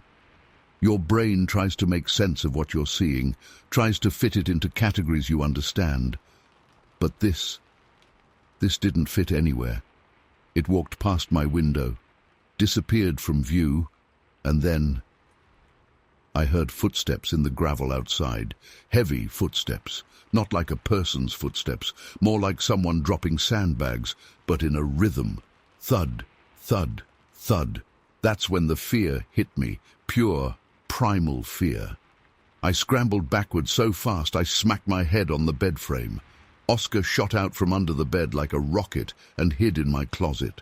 I just sat there on my bedroom floor, back against the wall, listening to those footsteps slowly fade into the distance. The really messed up part. Once it was gone, all the normal night sounds came back. Crickets, frogs, all of it. Like someone had just turned the volume back up on the world. But it was different somehow. It felt like the forest was relieved, like everything was exhaling after holding its breath. I didn't sleep that night. I sat in my living room with all the lights on, jumping at every little sound. I tried to convince myself it was just a bear walking upright, or maybe some local kid playing a prank with stilts. But I know what I saw. The way it moved, no costume could replicate that movement. No animal walks that way. I've lived in Black Mountain my whole life, heard all the stories about strange things in these mountains, always thought they were just stories meant to scare tourists or keep kids from wandering too far into the woods. Now, I'm not so sure anymore. The next day, I went outside to look for tracks. The gravel drive showed nothing, of course, but in one of my flower beds, there was this massive depression in the soil, like something incredibly heavy had stepped there. It was partly collapsed, so I couldn't make out any clear print, but it was huge, bigger than both my hands spread out together. I haven't seen it since that night. Sometimes I think maybe I imagined it all, but then I look at Oscar. He won't go outside anymore after dark. And sometimes, when he's looking out the window, his fur stands up, and he makes this low growling sound I never heard him make before that night. I still live here, still sleep in the same room. But I keep my windows closed now, even on nice nights. And sometimes, when the night gets really quiet, and the crickets suddenly stop chirping, I find myself holding my breath, waiting to see that silhouette pass by my window again. I don't know what I saw that night. I don't want to know. But I do know that there are things in these mountains that can't be explained, things that don't fit into our neat categories of what should and shouldn't exist. And sometimes, if you're really unlucky, they walk right past your window and change everything you thought you knew about the world. Story 22. I've never told many people about what happened to me that night in '86. Even now, typing this makes my hands shake a bit. I was a lot younger then, working as a night shift supervisor at the paper mill in Marion, North Carolina. The drive home always took me through Lone Mountain, a route I'd driven hundreds of times before without incident. It was around 2:45 a.m. on October 12th, 1986. I remember the date clearly because it was just a few days after my daughter's birthday. The night was unusually cold for October, and a light fog had settled in the valleys between the mountains. I was driving my old Ford F-150, the one with the squeaky brakes that I never got around to fixing. The radio was playing some late-night country station, mostly static at that point since reception was always terrible on that mountain road. About halfway up Lone Mountain, where the road makes that sharp bend around an enormous old oak tree, my headlights caught something that made my blood run cold. At first, I thought it was just shadows playing tricks on me. You see all sorts of weird things driving these mountain roads at night. But as I got closer, I realized I was looking at something that shouldn't exist. Standing next to that massive oak tree was this being. I'm not going to call it a man, because it wasn't a man. It wasn't a bear either. I've seen plenty of bears in these mountains over the years. This thing was huge, easily 7 feet tall, maybe more. The headlights illuminated its body, which was covered in dark, matted fur that moved slightly in the breeze. What really got me, though, what still haunts me to this day, was how it just stood there, watching my truck approach. I instinctively took my foot off the gas, slowing down to maybe 15 miles per hour. The thing didn't move. It just observed. Its head followed my truck as I drove past, and I could feel its eyes on me. I know that sounds crazy, but anyone who's ever been watched by a predator knows exactly what I'm talking about. There's this primal feeling that shoots through your whole body. The creature's face was partially hidden in shadow, but I could make out its features enough to know this wasn't someone in a costume. The proportions were all wrong. Its shoulders were massive, probably twice the width of mine, and I'm not a small guy. The arms hung down almost to its knees, and even in the dim light, I could see the muscles rippling under that dark fur when it shifted its weight. I remember gripping the steering wheel so hard my knuckles turned white. Every instinct was screaming at me to floor it, but something in the back of my mind warned me that sudden movements might be a bad idea. As I passed the tree, I glanced in my rearview mirror. The creature had turned to watch my truck drive away, but it hadn't moved from its spot. I drove the remaining 5 miles home in a state of near panic, constantly checking my mirrors. I barely slept that night, and when I finally did drift off, I had nightmares about those eyes watching me through my bedroom window. The next morning, I got a call from my buddy Tom, who worked for the county road department. He knew I used that route and wanted to warn me that the big oak tree had fallen across the road sometime during the night. They'd found it during the morning patrol. The weird thing was, the tree had been perfectly healthy, no rot, no storm damage, nothing that would explain why it fell. When I drove past later that day, they'd cleared the tree by then, I noticed something that made my skin crawl. The tree hadn't just fallen naturally, it looked like it had been pushed over. The root system had been partially ripped from the ground, and there were these strange marks on the trunk near the base, almost like something with immense strength had grabbed it, and I still drive that road sometimes, though never at night if I can help it. I've tried to convince myself that the fog and fatigue were playing tricks on my mind, that maybe I imagined the whole thing. But then I remember those eyes, that impossible strength, and I know what I saw was real. The locals don't talk much about Lone Mountain at night. When I've tried to bring it up at the diner or the bar, people get real quiet and change the subject. A few of the older folks have hinted that I'm not the first to see something up there, but nobody wants to discuss it openly. Sometimes I wonder if that's why the county hasn't bothered to install more streetlights on that stretch of road, despite numerous requests from residents. I know how this all sounds. If someone had told me this story back then, I probably wouldn't have believed them either. But I know what I saw that night, and sometimes, on cold October nights when the fog rolls in, I still catch myself checking my rearview mirror more often than necessary, half expecting to see that massive silhouette standing in the road behind me. What bothers me most isn't just what I saw, it's the questions that keep me up at night. Was it territorial, curious, intelligent? Did it push that tree down after I passed, and if so, why?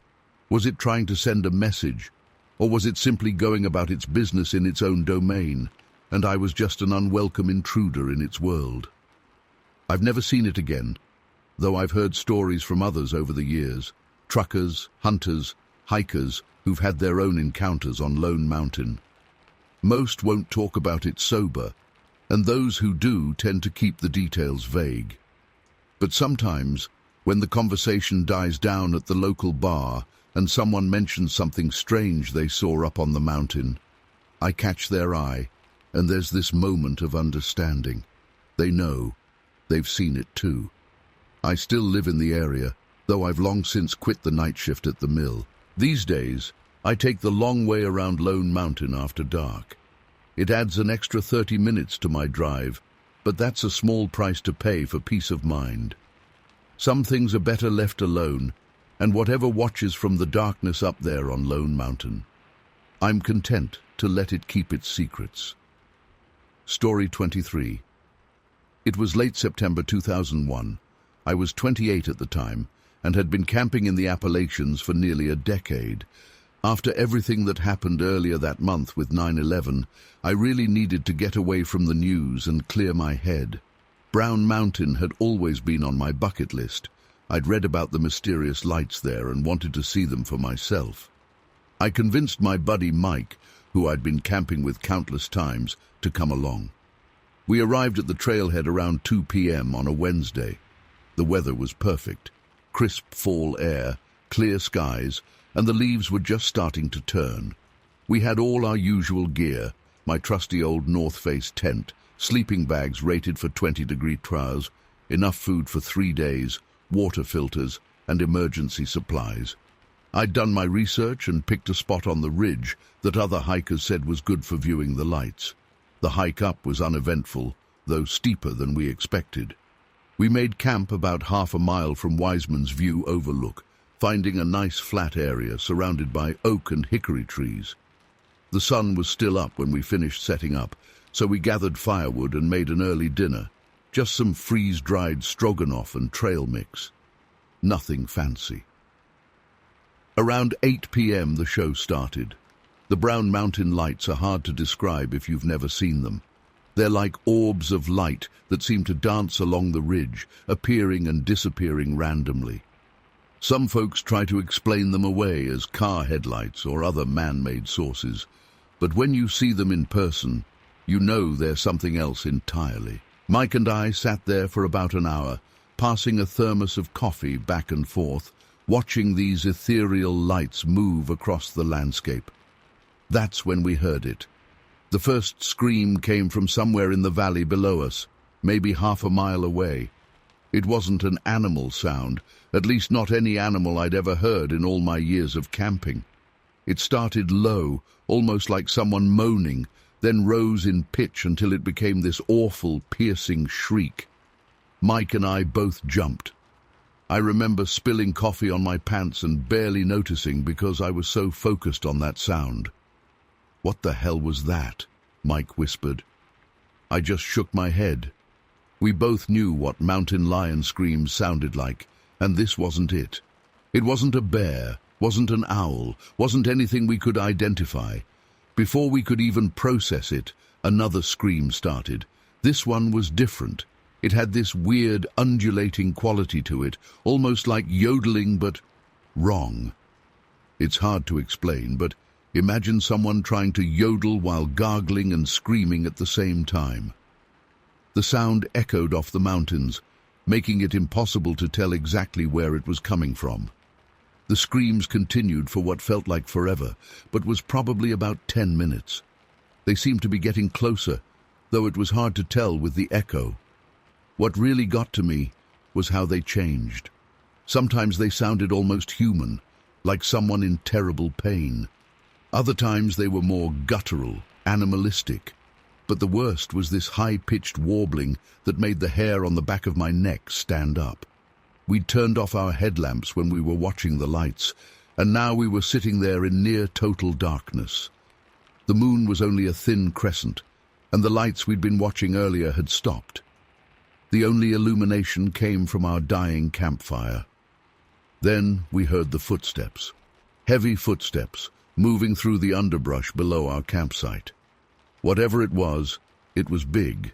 We could hear branches snapping and leaves crunching. The pattern was odd, not quite like a person walking, but not like a four-legged animal either. It was irregular, almost like it was stopping to listen between steps. Mike grabbed my arm. "We need to get out of here," he whispered. I nodded, but I was frozen in place. The footsteps were getting closer, and now we could hear heavy breathing. It sounded wet, raspy, like something was wrong with whatever was making the sound. That's when our fire went out. Not gradually, like a normal fire dying. It just went out. 1 second it was burning, the next it was pitch black. The temperature seemed to drop about 20 degrees instantly. The breathing sound got louder. What happened next still gives me nightmares. We heard something large moving through the trees directly behind our campsite. The breathing was so close I could almost feel it. Then came this smell, like wet fur and rotting meat mixed together. It was so strong it made my eyes water. Mike clicked on his headlamp, swinging it toward the sound. For a split second, just a fraction of a second, I saw something. I've spent years trying to convince myself I didn't see it, that it was just shadows and fear playing tricks on my mind. But I know what I saw. It was tall, at least 8 feet. The body was massive, covered in dark, matted fur. But the face wasn't right. It wasn't like the Bigfoot you see in pictures or documentaries. The proportions were all wrong. The eyes caught the light and reflected back red, like a coyote's but much larger. The mouth was too wide, filled with teeth that looked too human. Mike's headlamp died immediately after we saw it. Not like the batteries died. It just went dead, along with my backup flashlight when I tried to turn it on. We could hear more movement around us now, like we were being circled. The screaming started again, this time from multiple directions. I'd like to say we acted brave or tried to stand our ground, but that would be a lie. We ran. We left everything, the tent, our sleeping bags, all our gear. We just grabbed our car keys and ran down the trail like our lives depended on it, because we were pretty sure they did. I've never run so fast in my life. We were stumbling over rocks and roots in the darkness, guided only by the faint moonlight. The screams followed us, sometimes seeming to come from right beside us. Several times I felt something brush against my back, but I didn't dare turn around. We made it to the car in about 20 minutes, a hike that had taken over 2 hours earlier that day. Our hands were shaking so bad it took 3 tries to get the key in the ignition. As we peeled out of the parking area, I looked in the rearview mirror. Standing at the edge of the trees, barely visible in the taillights, was a tall, dark figure. It raised one long arm, and then we rounded a curve and it was gone. We drove straight through the night, not stopping until we hit Asheville. Neither of us spoke for the first hour. When we finally did start talking, we couldn't make sense of what had happened. The next day, after getting some sleep at a motel, we debated going back for our gear. In the end, we decided it wasn't worth the risk. I reported the incident to the park rangers, leaving out some of the stranger details. They said they'd look into it, but I never heard anything back. When I called a week later to ask if they'd found our campsite or equipment, they said they'd searched the area but found nothing. No tent, no sleeping bags, no sign that anyone had camped there at all. I've done a lot of research since then about Brown Mountain. I've found a few similar stories. People hearing strange screams, equipment failing mysteriously, weird experiences with the lights. But nothing quite like what we encountered. Mike and I don't talk about that night much. We still go camping occasionally, but never in that part of North Carolina, and never anywhere near Brown Mountain. Sometimes I think about going back, just to prove to myself that it wasn't as terrifying as I remember. But then I'll wake up from a nightmare about those screams or that face in the darkness, and I know I'll never return to Brown Mountain. I still can't explain what happened that night. Maybe it was mass hysteria. Maybe it was something supernatural. Or maybe there really is something unknown living in those mountains. All I know is that what we experienced was real, and it changed how I view the world. There are things out there we don't understand, things that don't fit into our neat, rational explanations of reality. The Brown Mountain lights are still there, still unexplained, but I think they might be more than just mysterious lights. I think they might be a warning,